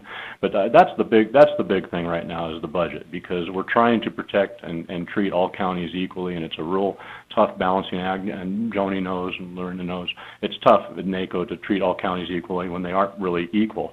But the bottom line is a lot of us that are on this board, including me, know where you're at and know how much you've already cut. And to have some of these other things come in front of you now is not only not fair, it's not equitable in my mind, and that's just a personal opinion. So we're working really hard to do what we can, and any kind of help or suggestions or advice is always appreciated. And as I said in our legislative committee meeting yesterday to Assemblyman Goa Kachia and Senator McGinnis, I appreciate the financial position the state is in, but just as we would not balance the county's budget on the backs of the towns, I don't appreciate the state balancing or attempting to balance its budget on the backs of the counties.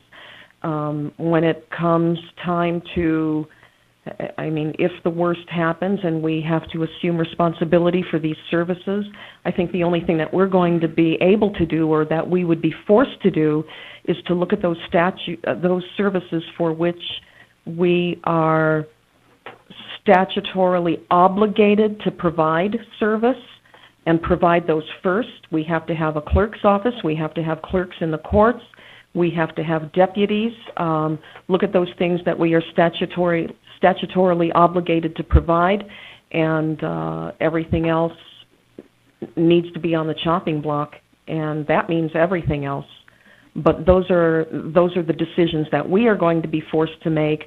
And my personal opinion, I'm not speaking on behalf of the board, in some ways I think that that's what the legislature would prefer, because if they don't have to make those tough decisions at their levels and they force all of those services onto boards of county commissioners, then when it comes time to either reduce or eliminate altogether those services, then the bad guys are these 5 people sitting here. They're not sitting up there in Carson City for 120 days making those decisions. And absolutely, Commissioner Eastley, and we don't have anybody else to pass it on to, except for well, and that's citizens. exactly what I said to them yesterday, that I appreciate their position, but in my opinion, when they're not willing to make the tough decisions and they pass everything down to this local level so that we can be the bad guys,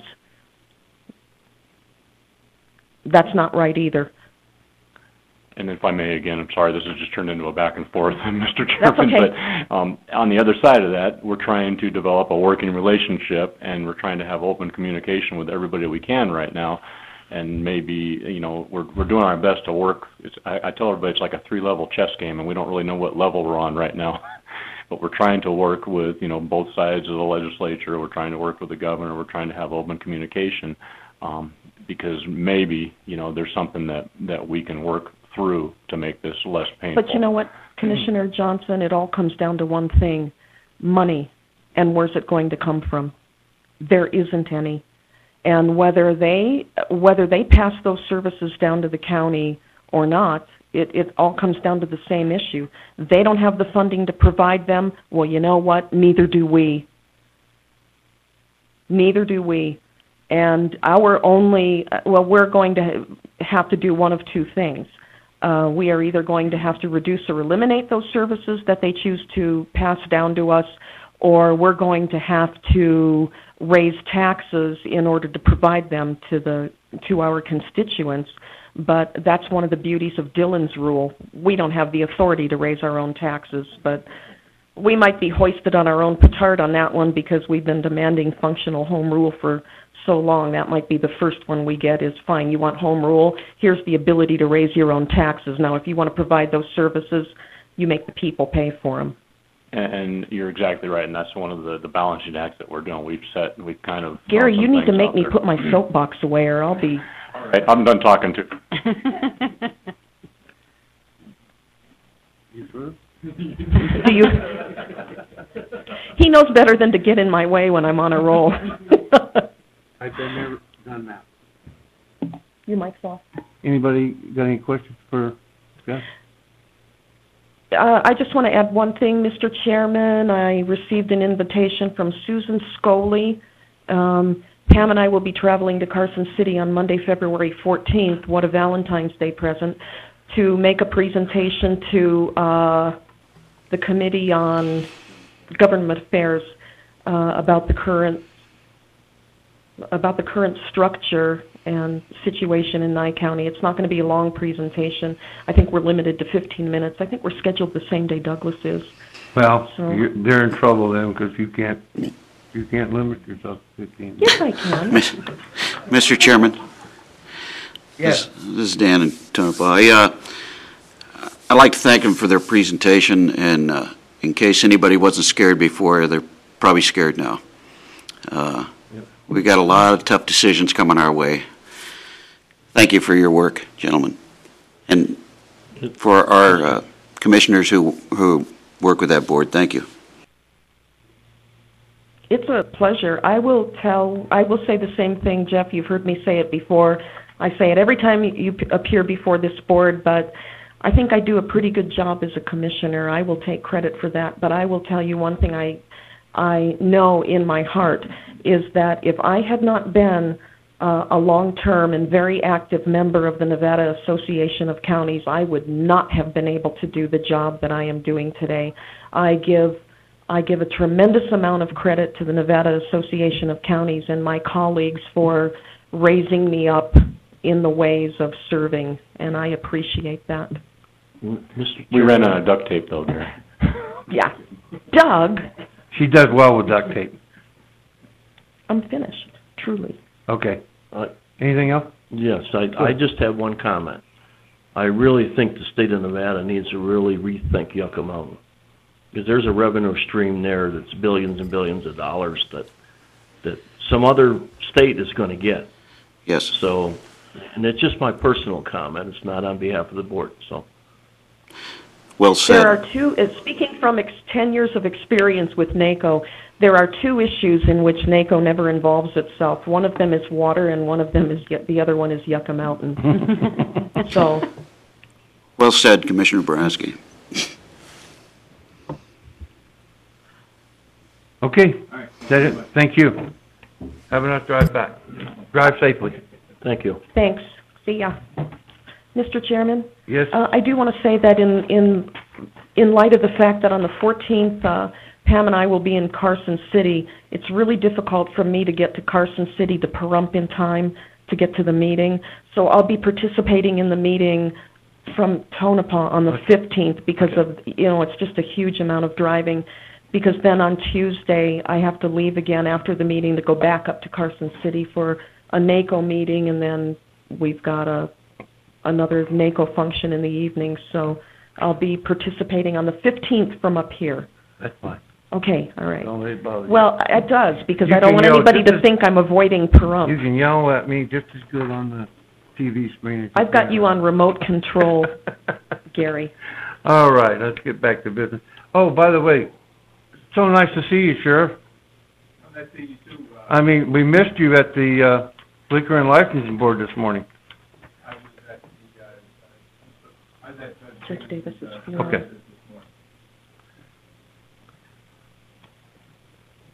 All right, we'll go to 23B.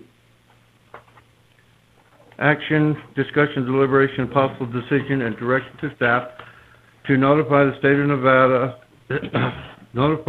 of Nevada, Department of Taxation of possible modifications to the current tax rate structure for 2011-2012 FY year regarding the possible relocation of current tax revenues from Nye County Capital Fund 490 to Nye County General Fund 101. Pam, what? There are two parts of the tax rate that generate capital income. One is the one that I'm referring to, which is the 1.77 cents there's another special capital rate that generates a much larger contribution to capital at 5 cents, and that rate is divided amongst Nye County and several of the towns. The rate that I'm talking about moving is the one that is just allocated to Nye County and is part of the base rate that could be moved to the general fund if the commissioners choose to when we go through the budget cycle. However, I have to notify the Department of Taxation at this time. This does not change the tax rate at all. It just moves a portion of it from capital to the general fund.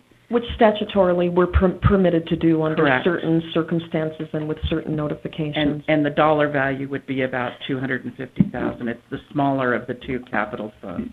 Pam, for those who aren't aware, do you want to explain what the difference is between cap projects and special cap projects, what you can use that funding for? Well, they're basically all capital, and they all have to be approved by the board. Capital is defined as anything over $3,000 with a useful life of more than 1 year. That is not any like maintenance or operating expenses, but is something that can be depreciated over time. So this is not a guarantee that we're going to move this tax rate. I just have to notify the Department of Taxation if we want to do it when we're doing the budget cycle. And Pam, special capital projects is money that we build things with, correct? Yes. Okay. Motion to approve. Second. Wait a minute, I have a motion to approve, second by Commissioner Brodsky. Gary, your mic is off. Okay, we have a motion by Joni Eastley to approve, second by Commissioner Brodsky. Do we have public comment on this, or Dan? None here in Pahrump on this, no. Okay. Further discussion? Call for the question. All in favor? Aye. Aye. Pam, Opposed? Passes 5-0. Mr. Chairman, can I address Pam Webster very quickly? How much was in there, 250? About 250. Okay. Okay, item 23C, action, discussion, deliberation, and possible decision to enter into an agreement with American Express for the use of county travel and purchasing cards. Pam Webster.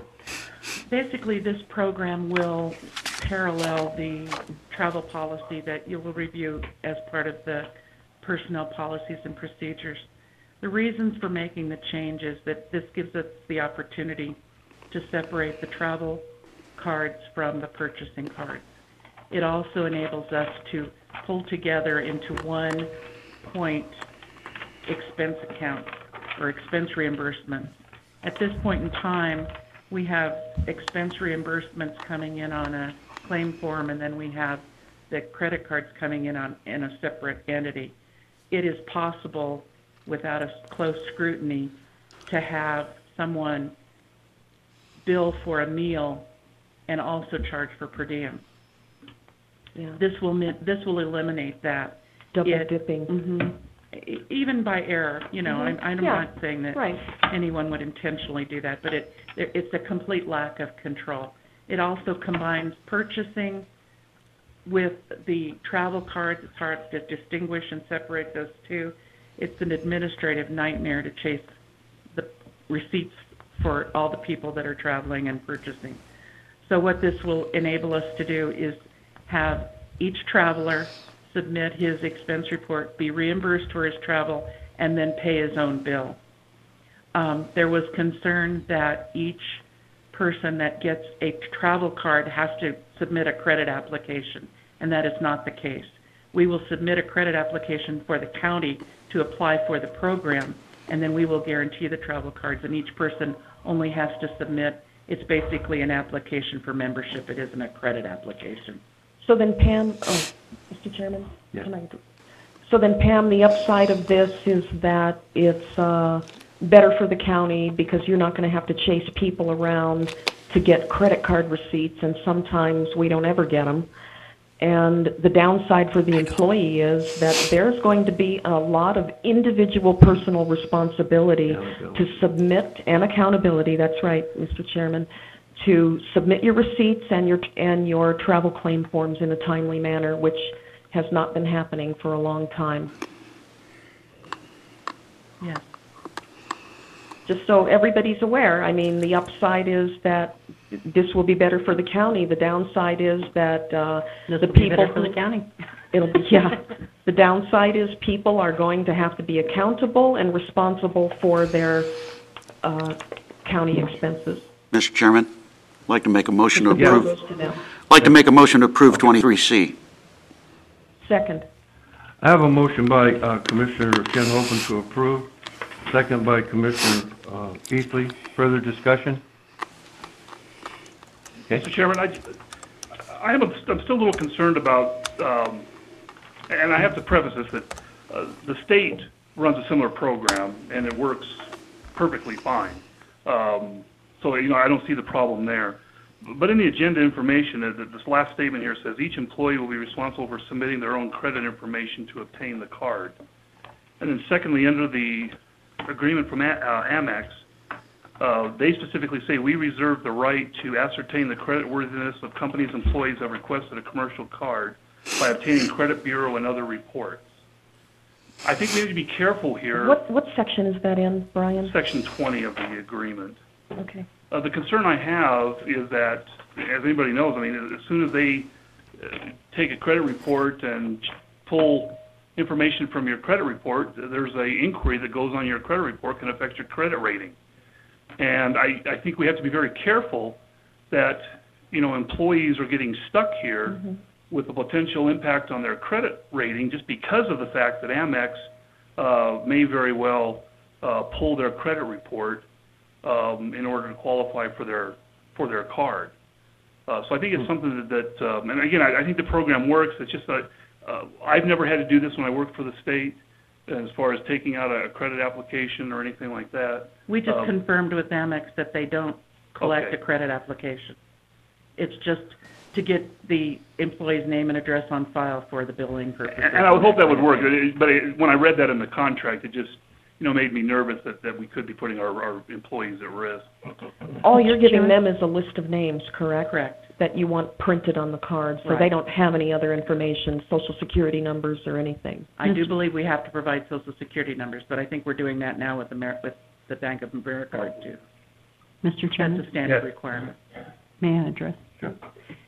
Pam, if an employee or elected official or department head or whoever chooses not to do the American Express, they can still put in for reimbursement for their own expenses, Absolutely. correctly? Absolutely. Okay. So if there is an employee who doesn't want to do that, they still have the option of being My reimbursed. concern with that then is you're telling me that I have to prepay all of my travel expenses that the county is making me travel on.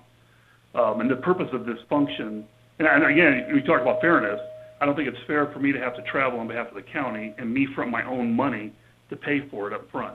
The purpose of this card is that I can charge this to the card. I don't have to pay for it for a month, so therefore I'm getting reimbursed from the county, and I'm not out my own money. You can also put in for travel advance. Yes. So that you can be paid up Well, front. and then, but I also think that in my experience with other governmental entities, this function, this program is designed to do away with travel advances, because that is also a major accounting headache, I think, for finance to have to wrestle with advances and everything else. I mean, to me, it really is a very good program. I think this program works. It's just that I'd never seen the language like I have in this one that would suggest that that they're going to do credit checks on anybody who gets one of their cards. And I did run this program with another corporation, and at no time did we ever submit credit applications. It was pure and simply a membership information to get the card issued. And Brian, you're just doing your job. You're showing us where the quicksand could be. Yes. So that's a good thing. Mr. Chairman, not used to it. I know. No kidding. Well, I don't want my comments to be taken out of context from the standpoint that I'm not recommending you do this. And I appreciate the fact, because Pam and I actually talked about it at lunchtime, that there's concern over the credit report and And I think, with Pam saying that she's double-checked with them, and if that's not happening, then I really do think it's a great program for the county, because it does ease a lot of the accounting problems that can come up with these travel claims. Mr. Boraski? Yeah, I have maybe a couple of questions. What happens if you lose the card? Just like any other card, we would cancel it immediately and have another one reissued. Okay, and then fraud would be the same thing, kick in? Yes. Yeah. Well, I've actually cut up my county card a while back, and I personally do not really want to carry another credit card. So, but I've been very, very, very stingy on my travel, making the taxpayers pay for my travel other than gas for the vehicle I drive. So, I don't think it's going to be an issue with me. I just don't want a card. Okay. Plain and simple. I understand. Pam, I have one quick question. Sam over here. Where am I coming from? So all employees will have to have a travel claim or a travel card in order to get reimbursed, or can they still submit a travel claim if they go out of town once every 2 months or something and have lunch?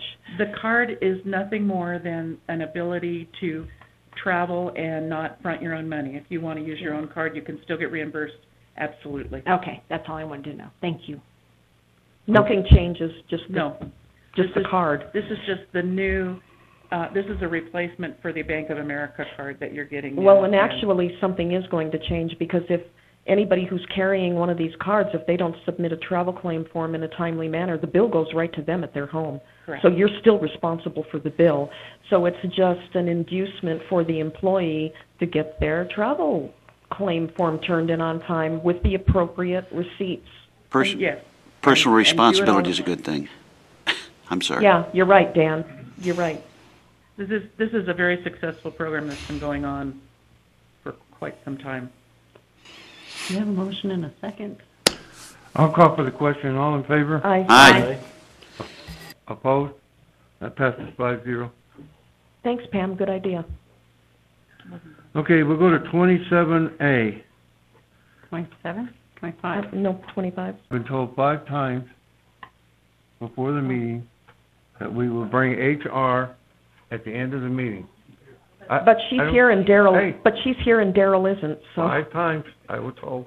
Daryl's not here, though. Okay, we'll go. That's his own lookout. Every time I do what I'm told, I get scolded. Okay, we'll go to 25A. Thank you, Chairman.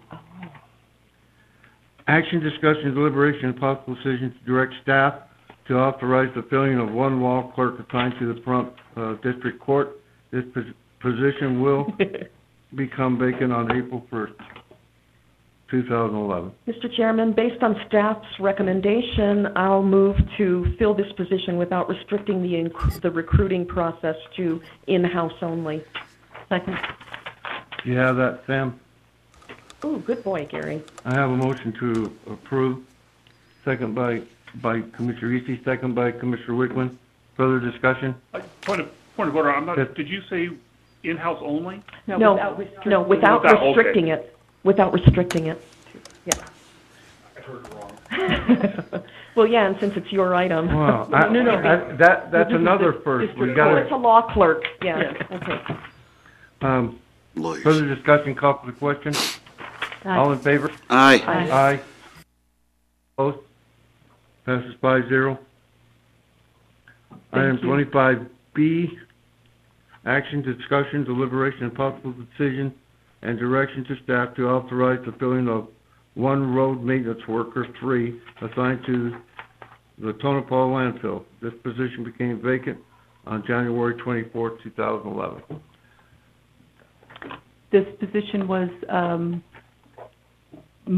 promoted. The person in this position was promoted to the Veteran Service Representative position in Pahrump, and so we are requesting filling the landfill position without restricting to in-house only.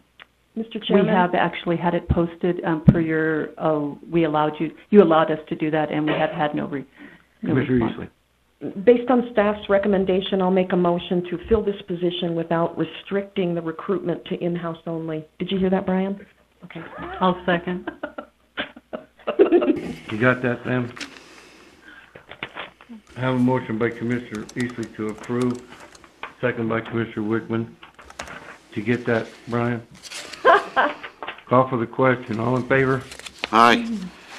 Aye. Opposed? Passes 5-0.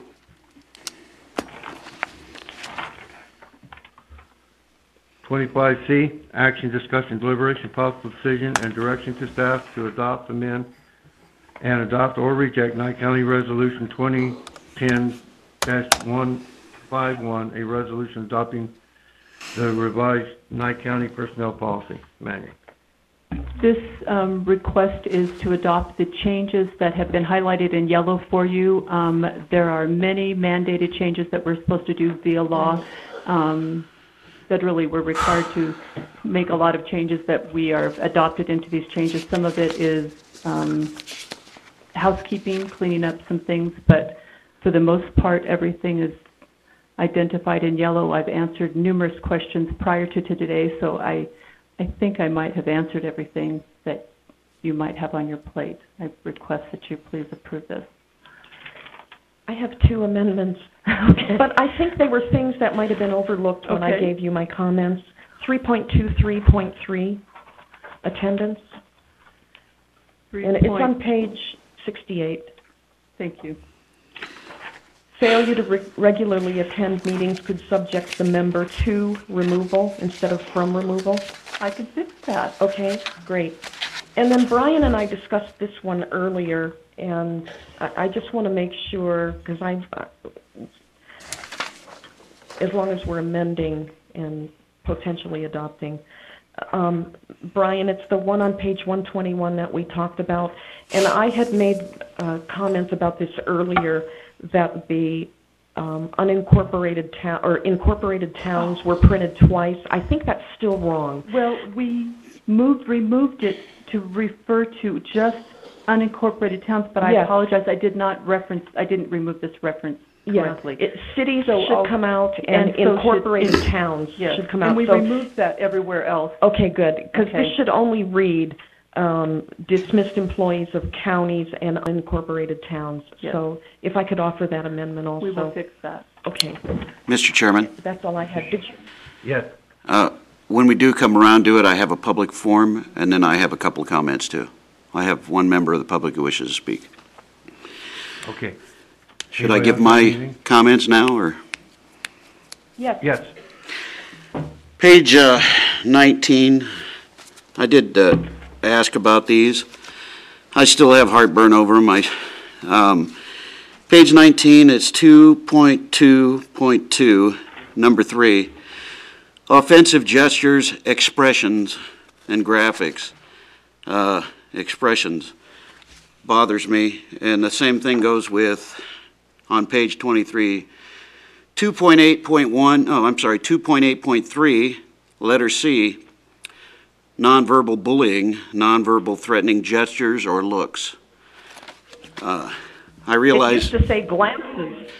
It used to say nonverbal threatening glances. Yeah, well, that would be even worse for me. I realize, and I did speak with Danelle, and I realize this is like just commonplace nowadays, but I think we mother hen ourselves to death.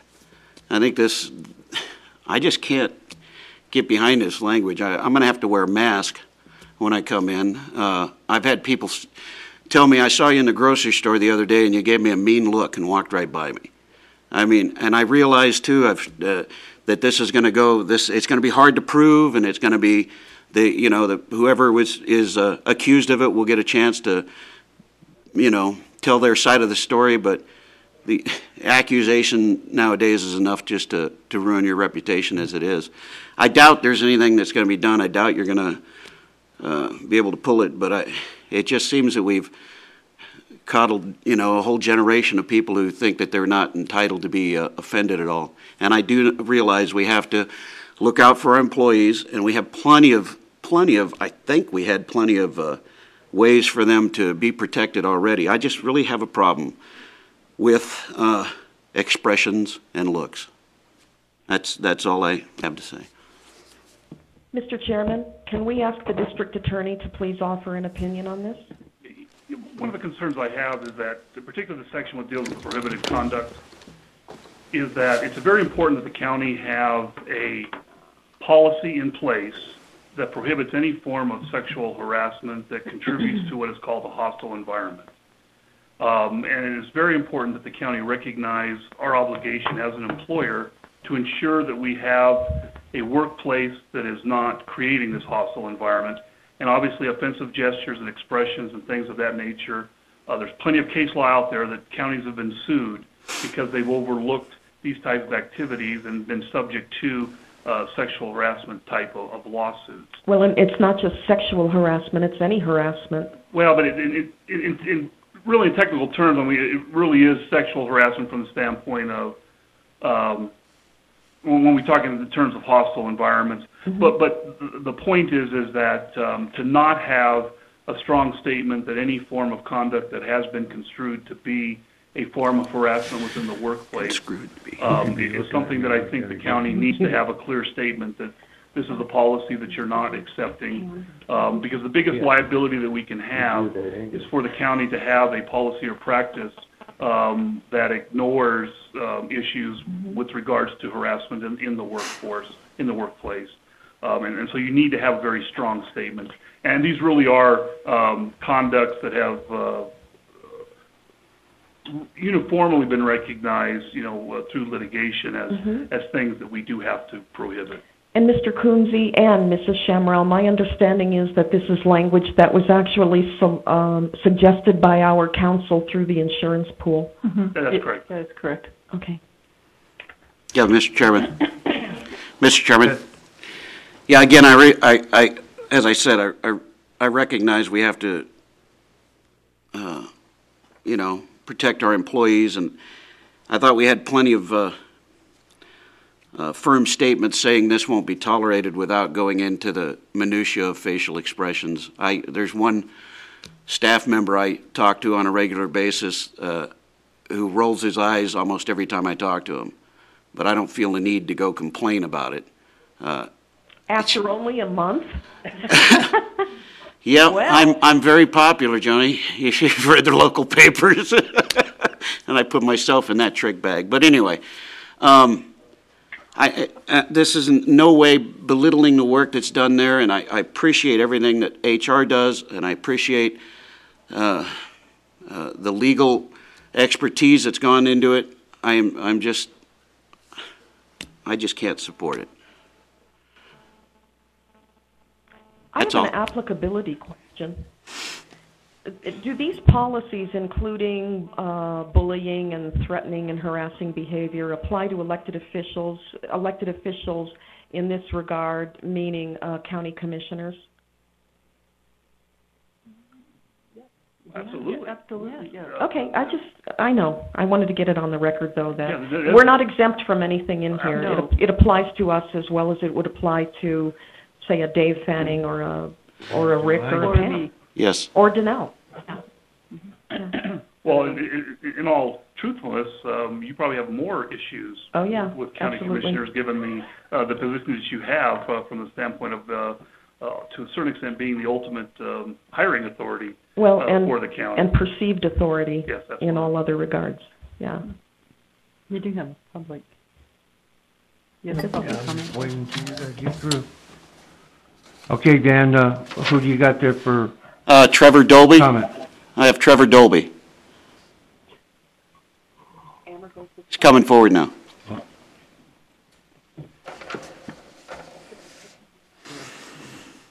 Just push the button when you sit down. Any one of them.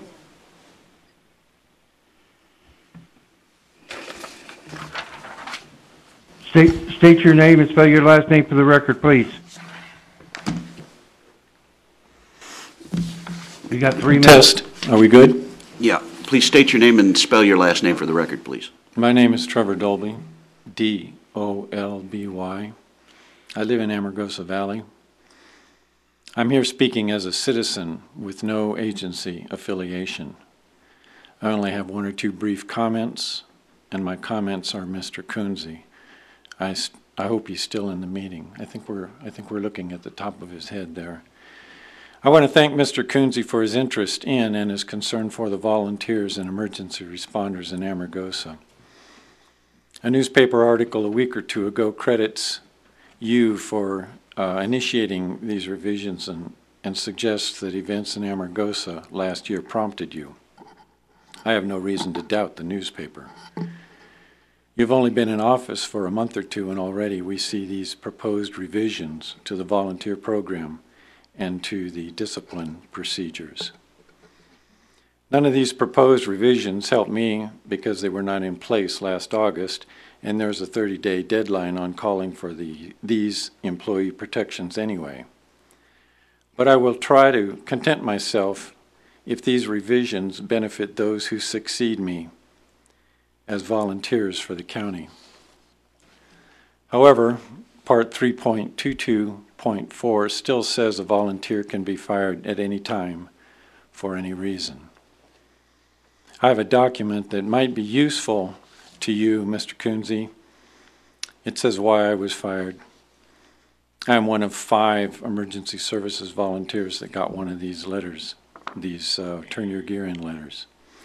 I'll leave this copy with the county staff here.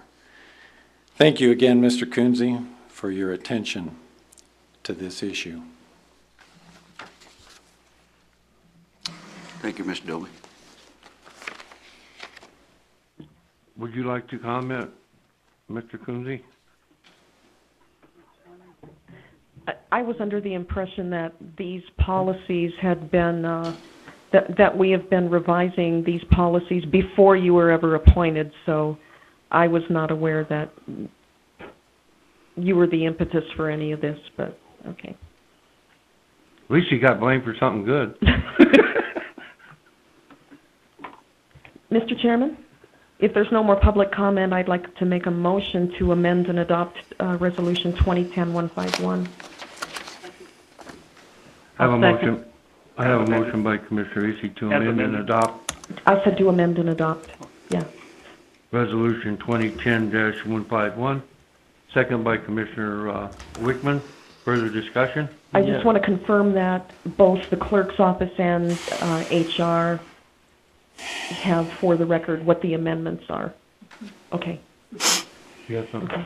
Yes, I somewhat share Commissioner Shinhoffer's concern about the looks. You know, I could be looking across the room at somebody in the back, and my wife might be there and might go like that, and Danielle might look at it and say, well, what are you doing? I mean, sometimes too much is too much. Other than that, it's not going to prevent me from voting on this. So.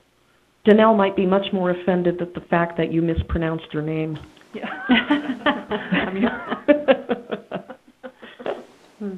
Danielle. I'm sorry. It's Danelle. Danelle. Danelle. Now you, okay. That was cute, though, Call Bud. for the question. All in favor? Aye. Aye. No. Opposed? No. Okay. Passes 4-1. Danelle, could you get a name badge? I will. Get it sooner or later. Could you get a phonetic name badge? You know, when I think it's Danelle and then I say it's, okay. Listen, Joni was just giving you a ribbing. Don't know. take offense. He didn't take offense at it, at all. She does it to me all He the was time. making fun of himself. Okay. Is Darrell Lacey here in the audience? Who needs him? I'm sorry. Your items are next. 27A, action, discussion, deliberation, and possible decision to approve a professional service agreement, PSA, with Coal Creek Films to update the various material at the Tonopah Historical Mining Park. Mr. Lacey.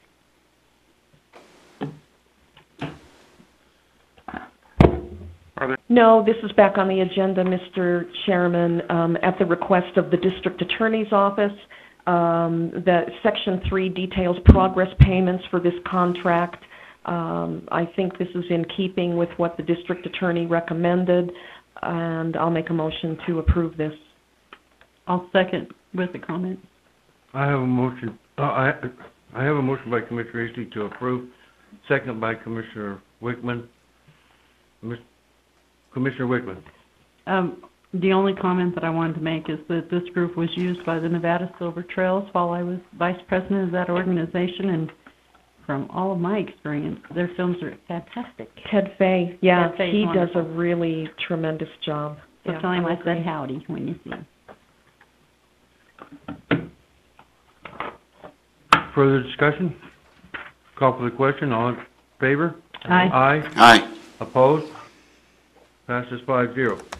Item 27B, action, discussion, deliberation, and possible decision direction to staff to proceed in working with relevant federal agencies and affected public to develop a single-species habitat conservation plan for the Mojave Desert Tortoise in southern Nye County for future presentation to the Board of Commissioners. And 2, use the existing grant-funded contract to complete the necessary professional services and supplemented with additional grant funds. 3, solicit the applicants for the Desert Tortoise Habitat Advisory Board.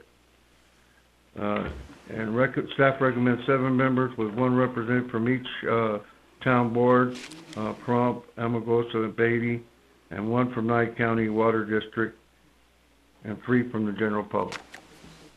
I'm confused about this item. I thought we adopted an HCP a couple of years ago. I thought we did too. We did adopt one, so We did. I don't know if we need to take action to unadopt it, but we have a plan. The Habitat Conservation Plan is an application to U.S. Fish and Wildlife Service for an incidental take permit. Yep, we're well aware of that, but we... They rejected the plan that we submitted, so if you would prefer to I was never aware that we, adopt that one. Mr. Chairman? Hold on. Mr. Lacy has the floor. Go ahead. A light just went on, Daryl. Thank you. Since we've actually had 3 different plans in various states, one of which was actually adopted by the Board of County Commissioners. The one that was adopted by the Board of County Commissioners was not accepted by the U.S. Fish and Wildlife Service as not meeting their requirements. Mm-hmm. So our intent now was to take those comments and start making changes and putting something together that we felt like would be workable both for the county and for the U.S. Fish and Wildlife Service. For $120,000 or $250,000. The major reason for that is that we have greatly expanded the scope. Mm-hmm. The earlier plans were done as low-effect plans that could be adopted using a categorical exclusion under NEPA. To meet that requirement, it was very restrictive on the amount of land disturbance that could be done. If we expand the size and go for a EA under NEPA, we felt like that we could, in discussions with U.S. Fish and Wildlife Service, that we could get disturbance of several thousand acres of previously undisturbed land plus a large amount of previously disturbed farmlands in the area for the plan. Because it's going to ultimately go to an environmental assessment phase in a much larger area, we're going to have to do biological studies and other work over an area essentially from Beatty to the south that would basically include all of the desert tortoise habitat in Nye County. Total about 1 million acres of coverage, which is about 100. Levi's and Pahrump, he can give me some more details on the actual numbers, but 120, 130,000 acres of. Which is exactly what we were trying to avoid, was to have to perform an EA, hence the limited number of acres of disturbance in the original. So now we're going. By doing it this way, though, we can tear off all of the other work that's recently been done by the renewable energy companies and Yucca Mountain. So okay, Daryl. Yeah, Daryl. All I want to say is that now we're going, and I'm not saying there's anything wrong with this. I want to make sure everybody understands this. Now we're going from an HCP that had a limited scope and area to 1 million acres from Beatty all the way down to Pahrump. That's correct. And that's why we have to spend $250,000 or $250,000 and form another advisory group to develop another plan the fourth plan that we've had when we've known for 10 years that Fish and Wildlife has required us to have an HCP. So here's a question for everybody. If we're going to spend $250,000 to provide a single species habitat conservation plan, why don't we just spend $250,000 to do an MSHCP, because we know we're going to have to do that anyway? The MSHCP would be a full EIS, and it's probably, Lincoln County just finished one after 12 years and $2 to $3 million. So. Well, there you go. We've only spent 10 years on 3 aborted plans. So this isn't about you, Darryl. I understand. My expectation that this would require us to do, because of all of the desert tortoise work that's been done by the Yucca Mountain Project and a couple of large renewable energy projects, we can tear off of those, and the additional work that we have to do is actually fairly minor, even though we're still looking at a couple $100,000. But that we can get it done fairly quickly. We've already spent 3 or 4 years arguing about low effect plans, which were supposed to be something that we could do quickly. I think we can do this one in a year to 18 months. Mr. Chairman, I want to address Commissioner Boraski. Yes. What happened to the one that you said that you were going to do this all by yourself, and you were going to work with Fish and Wildlife, and you were going to bring back another plan to the board? Whatever happened to that? I don't really remember saying that I would do all of that, but... Oh, I do. No. Well, yeah, I do remember you saying that you were going to assume responsibility for the HCP, because there were some folks in Pahrump Valley who were taking exception to the entire process, and you were going to work with somebody in the community to bring another plan before the board. I know that you had meetings with Fish and Wildlife, because they told me you did. So, but do you have any notes from that Darryl could work with, or so that we have a jumping off point? Or are we starting this whole process from square one? Well, I tried to rely on staff to do it, but apparently staff would never listen to all of the commissioners, maybe only certain individual ones. And we had Kyle working on this. It didn't go anywhere. And now Darryl's group has taken it over. I have a little more confidence in them to do a better job and to listen to everyone and get everyone's input. And I'll leave it at that. Mr. Chairman, so the may I address Mr. Lacey? Yes. So where's the $250,000 going to come from? This is from our, mostly from our existing grant funds and some of the funding from 284 in the areas that we can utilize that funding.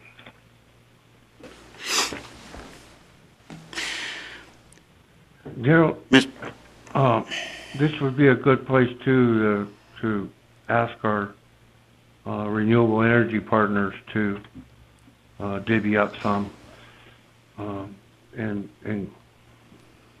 because it's going to help them. Well, the renewable energy companies will be doing a lot of help if they can provide us with the work that they have currently done. Most of those large projects are on federal land, so they would have had to do it anyway. They have to do it anyways, and they can provide us with that information that they have, and we will not have to duplicate that effort. So that will make this a much cheaper process. If we try to do a HCP over this large of an area without all of these other prior work product, it would be a much more expensive process, a much longer process. Mr. Chairman? Yes. Thank you. I'd like to go back to one of the first things that was said. Commissioner Eastley mentioned that we have a plan adopted. Mr. Lacey said that plan was rejected by Fish and Wildlife. I don't remember that plan ever being formally sent to Fish and Wildlife. The plan had studies that needed to go with it, so I'm unaware that plan was ever formally rejected by them. I know when we had another staff member, I think it was Kyle who was working on it, seemed every time he came back with a new suggestion, it was Fish and Wildlife's wish list, not our plan. I've spoken with Mr. Lacey and Mr. Kreider about this plan and their new idea to go make it further, make it bigger, so we get more land exempted. I understand that argument. I didn't have a problem with it. The notes in my sideline here, because I scribble all the time, when I was reading this again, is get her done. I would love to see this in our rear view. I think we should have, I would have loved to have seen, and I still think we could, put some studies with the plan that was adopted, give it to Fish and Wildlife, and let them then give us their reasons why they object to it before we go for bigger areas and more money. But if somebody can show me where it was officially given to them with all the backup and rejected, then I'd have to support this new idea with a definite timeline, because I think from what I'm getting from Commissioner Eastley is she's sick of this thing coming back. It's like the living dead. It keeps coming back and coming back. And I want to get it done, but again, I got to go back to that. We this board adopted a plan, and I don't remember it ever being rescinded. I don't know that when it was ever formally turned in. Those are my comments. I recall. Commissioner Shanhopen, that plan was given to Fish and Wildlife. I even got, I was CC'd on a copy, and if I'm not badly mistaken, Commissioner Bratsky, there was about 7 items. Yes, Mr. Chairman, there were 7 items that needed to be addressed. I asked Kyle to address them, and he's gone, and we're here today. Yeah, one of them was the acreage, Yes. because we knew that in order for them to adopt, well, they had already told us that in order for them to adopt an HCP that did not require an environmental assessment on any areas of disturbance, that HCP would have to cover a limited number of acres. I think it was 125. In fact, they felt they were being generous by giving us 125 acres, and I want to say that would be of disturbed land, not total land, just the areas of disturbance. So that was one of the big reasons. There's where the problem was, Commissioner Eastley, because Fish and Wildlife has never been consistent with their policies and procedures. They were giving California the same low habitat plan with 1,000 acres. Yeah, thank you. It's low effect plan. Yeah. But California people were getting 1,000 acres versus Nye County with 125. I know. I think Clark County got substantially more also. Yes, which is but something that theirs was a long term. No, wasn't it? No, I don't think. Yes. I don't think theirs was a low effect plan. No, it was a long term plan. Yeah. They were getting like what was it, 100,000 acres? Over 100,000. Well, right, and that's what we're saying. That's what the difference was. That was a full multi-species. But right. Ours was a low effect plan. That's what I'm saying is there was California towns that were getting the same proposal as we were and getting 1,000 acres versus our 125.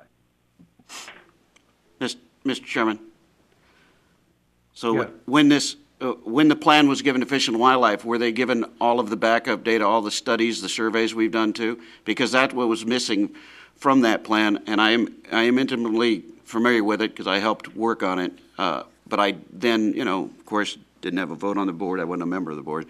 But I do understand we had to put the studies with it that showed little to no tortoise, activity, poor quality habitat in all these areas. So I understand that Fish and Wildlife did send us notes back, but was it officially presented with all that study? Because again, all I've ever seen from Fish and Wildlife, and I was at a lot of these workshops, and also we have public comment. Tim Hafen would like to speak too, is their wish list. All I've ever heard from them is, well, we want this, we want that, and for this, they own 98% of the valley already. It's 2% of private lands we're talking about, and they want us to jump through hoops. I mean, I'm not a fan, but I do want to get this done. I'm not lobbying not to do anything. I'm lobbying to get it done as quick as we can. Commissioner Shanhopen, I can assure you that the plan was sent to Fish and Wildlife by Commissioner Borowski. He wanted that plan sent there. he personally got it there.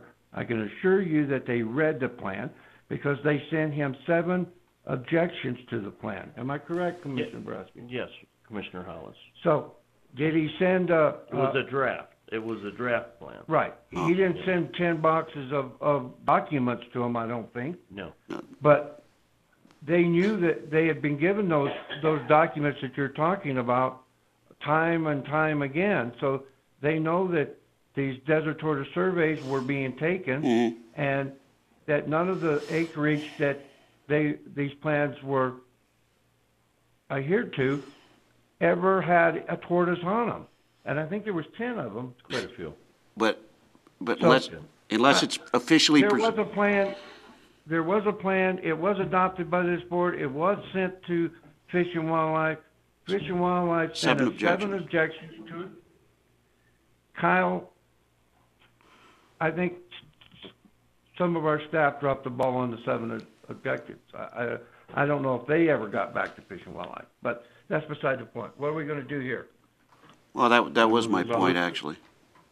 Mr. Chairman, this Yes. agenda item is not of what we did previously, but what Mr. Lacy has put in front of us. That's a great point. And I will add that I did talk to Fish and Wildlife, but the conversations were not that in-depth to a lot of details. So to make a statement that I met with them and talked to them, yes, I did. I It guess, was very limited. Mr. Chairman, I guess my major concern is the cost and funding. And Mr. Kunze, do you see the point I'm making with the cost and funding, that's in the backup, but I don't see anything in the agenda item where it specifically states. Yeah, that was, I certainly had some concern with the lack of specificity of this agenda item as to where the $250,000 is going with regards to, the different activities. Any new contracts that we do, we'll have to come back to the board. Right this time, we're asking for direction because of the history of these and the 3 failed plans. We've had our discussions with U.S. Fish and Wildlife Service, looking at comments at what has happened in prior plans, and this is what we think is a proposal to the board to move forward with a HCT that would meet both the Nye County's requirements and U.S. Fish and Wildlife requirements. I appreciate it. I wasn't finished with my comments, unfortunately, because my main concern here is that, Mr. Lacy's indicating that this is just, things have to come back to the board, but this agenda item specifically says under item 2, use existing grant-funded contracts to complete necessary professional services and to supplement with additional grant funds if available. My question is, who's delegating that authority to who to determine what professional services have to be done and what amounts are going to be associated with that? I think that this is a very inappropriately worded agenda item under that regards with respect to saying that, they're asking you to use existing grant fund contracts and there's no specificity as to how that delegation is going to Okay, happen. what do you want to do? Bring it back? Well, I just think that if this is going to be an agenda item to approve existing grant fund contracts to complete necessary professional services, that there needs to be more specificity with regards to how this board is going to accomplish that. Either there's going to be a delegation, but if you're going to delegate, you need to clearly indicate what you're delegating and how much money that you're applying to these different functions. Mr. So Chairman. we can certainly take action on two of the 3 then, is what I'm hearing. Mr. Chairman, we still have public comment down here, too. Yeah, we're in the deliberative portion of our this action item. I'm sorry. I'm just Yeah, we know. reminded. We'll get there. Thank you. We'll get there. Thank you.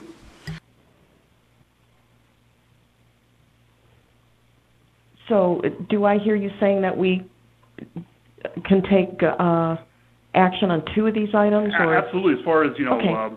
doing an advisory board, I don't think there's any issue there, or I think, directing staff to work with the agencies to do what needs to be done. But just the suggestion that with the professional services contracts or spending of this $250,000 without some clear delegation from this board, I think would be inappropriate. Is that okay with you, Joe? I'm just asking for direction, and that was a budget number we'd have to come back to you for Okay, let's go to, grants or, let's take One and the two. first one. Item one, Item one. Motion to approve? second. I have a motion, by Commissioner Eastley to approve, item one, to proceed working with the federal agencies on the Desert Tortoise. Second by Commissioner Boraski. Further discussion? Do I need to designate who that staff member would be? Or are we to assume that it would be Mr. Lacey, since his name is the contact on the agenda item? I think it'd be appropriate for you to actually designate what agency. Mr. Chairman, I'm going to amend my motion to include that this board designate Mr. Lacey as the point of contact on this item. And I'll amend my second. I have amended motion to direct, to make Darrell Lacey the point of contact on the Desert Tortoise plan. The amended motion by, second by Commissioner Boraski. Okay, further, oh, wait a minute, we need, Public comment. let's go to public comment. Is that Mr. Haven? Yes. Thank you, Mr. Chairman and members of the board. My name is Tim Hafen, H-A-F-E-N. I came here today with a few comments on this plan because I would like to see a habitat conservation plan. And is it too loud? Anyway. We took care of it. I think that, for the record, however, there's several things that need to be straightened out. And with all due respects, Mr. Lacey, the statement that U.S. Fish and Wildlife did not accept that plan is incorrect. That plan was never formally submitted, but they returned comments, and you've seen the comments, and there was none of those comments would have been anything insurmountable to have completed and turned in to U.S. Fish and Wildlife. Now, I'd like to, so if we, and the reason that was never followed up on, in my opinion, was because that was a free plan given to Mr. Boraski, who worked on it for a long time, turned it into Fish and Wildlife. And the reason that it was never completed was because that consultant asked for some money to finish taking it through the Fish and Wildlife project, and she was turned down, flatly turned down, because there was no funds available. That's my recollection. And I believe that the record will reflect that. I wish I'd brought those 7 conditions with me today. Having said all of that, I think it's important for the record to say that this is, whatever plan we come up with, should be Nye County's plan, not Fish and Wildlife or BLM. It's okay to confer with them to the point that they may make some comments, but it's not their plan.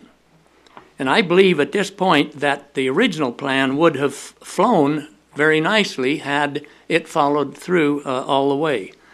So with that said, let's use to whoever, I certainly agree to the 7-member committee, because if you can, advisory committee, if you can get buy-in from the community, then you're on your way to getting this done. But it must have a cost benefit, any plan. It must have public buy-in. It must have some common sense, and it must have large enough acreage. And I agree that we can get a lot more acres than the 120 originally. So with that said, thank you very much. Mr. Chairman, I clarify one thing. Mr. Hafen mentioned the word consultant. The consultant that he's referring to donated their time to help. Just to clarify that one point. Yeah, but Mr. Hafen is absolutely correct in one regard. She donated her time, but there was subsequently an agenda item that was sponsored where that consultant then did not want to donate any more time, and they were actually demanding a contract to continue assisting Nye County with not just the preparation of the plan, but the submission of the application, and wanted quite a bit of money to do that. And it wasn't that we didn't have the money. There were certain assurances made by that volunteer contractor that they would be volunteering their time for nothing. And a contract subsequently came back. So it wasn't that we couldn't afford it, it's that we weren't going to pay for work that had already been done by Dr. Darling and Commissioner Eastley, with Yes, all due right. respects, this is Tim Hafen again. I personally was told that there was no money. That amount of money to finish up the rest of this contract and to take it through Fish and Game's procedure was $35,000.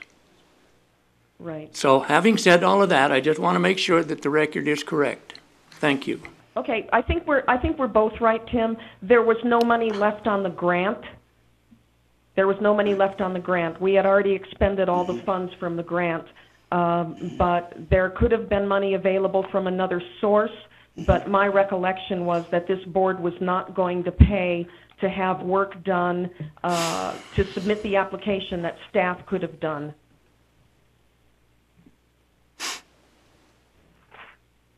Thank you, Mr. Haven. Mr. Chairman, do you want to go to item number, Well, I got a section motion 3 on of the that? floor, don't I?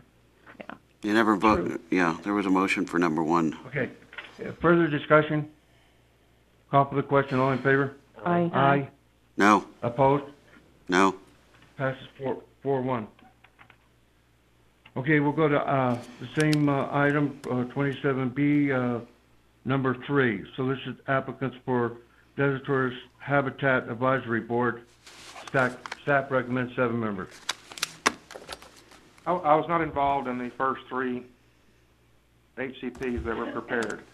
And coming along, one of the shortcomings that I felt like I saw in the process was that we did not have a good outreach to the communities, and that by trying to deal with that through an advisory board, that could help to work with staff on the details of the plan and help to communicate that plan to the community might be helpful in getting the buy-in from the public on this. So that Motion to approve.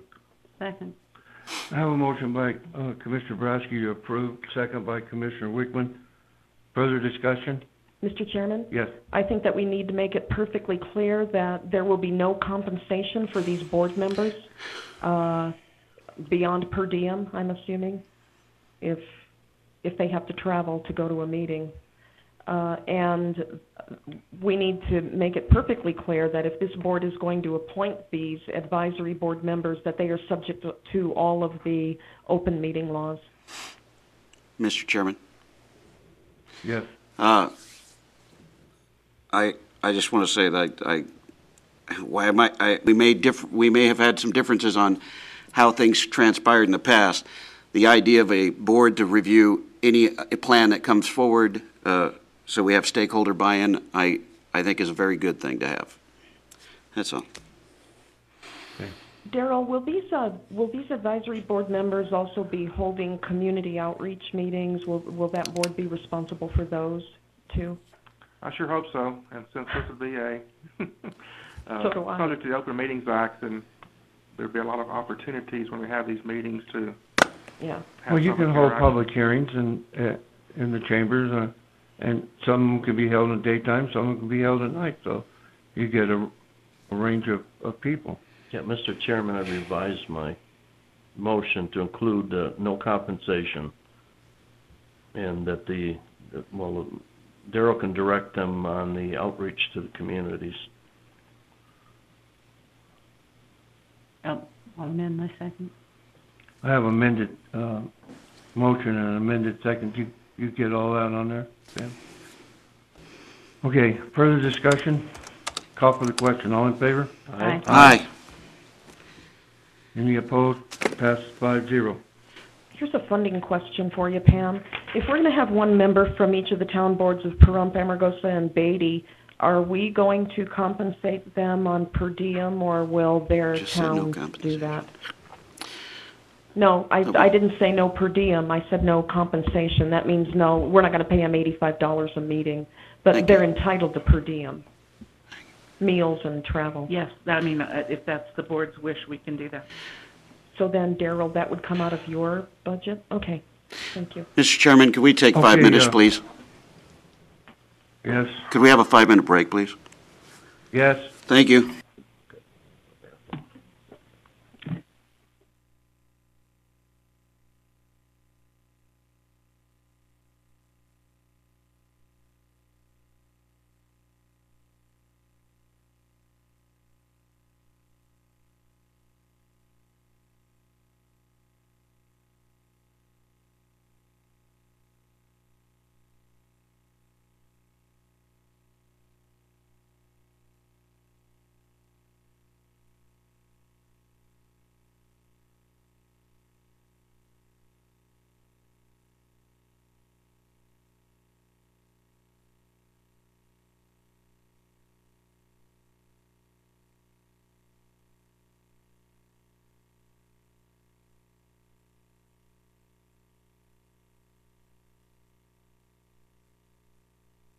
We'll go to 28A.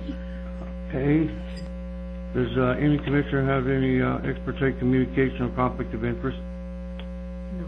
Any commissioners have any disclosures? Okay. We'll go to 28B. Action, discussion, deliberation, and possible decision on a request to set a date, time, location for a public hearing on Nye County Bill 2010-20, a bill proposing to amend Chapter 16.28. Mr. Chairman? Yes. As recommended by staff, I'd like to set the public hearing date, time, and location for March 1st, 2011 at 10:45 a.m. Tonopah. I have a motion by Commissioner Wickman to set date, time of March 1st, 2011 at what time? 10 a.m.? 10:45. Or 10:45 in Tonopah, Nevada. Second by Commissioner Boraski. Further discussion? Call for the question. All in favor? Aye. Aye. Aye. Anybody opposed? Passes 5-0. Item 28. Just to read the title of the bill into the record. Oh. I forgot that. I'm sorry. Thank you, Joni. I forgot about that. You're welcome.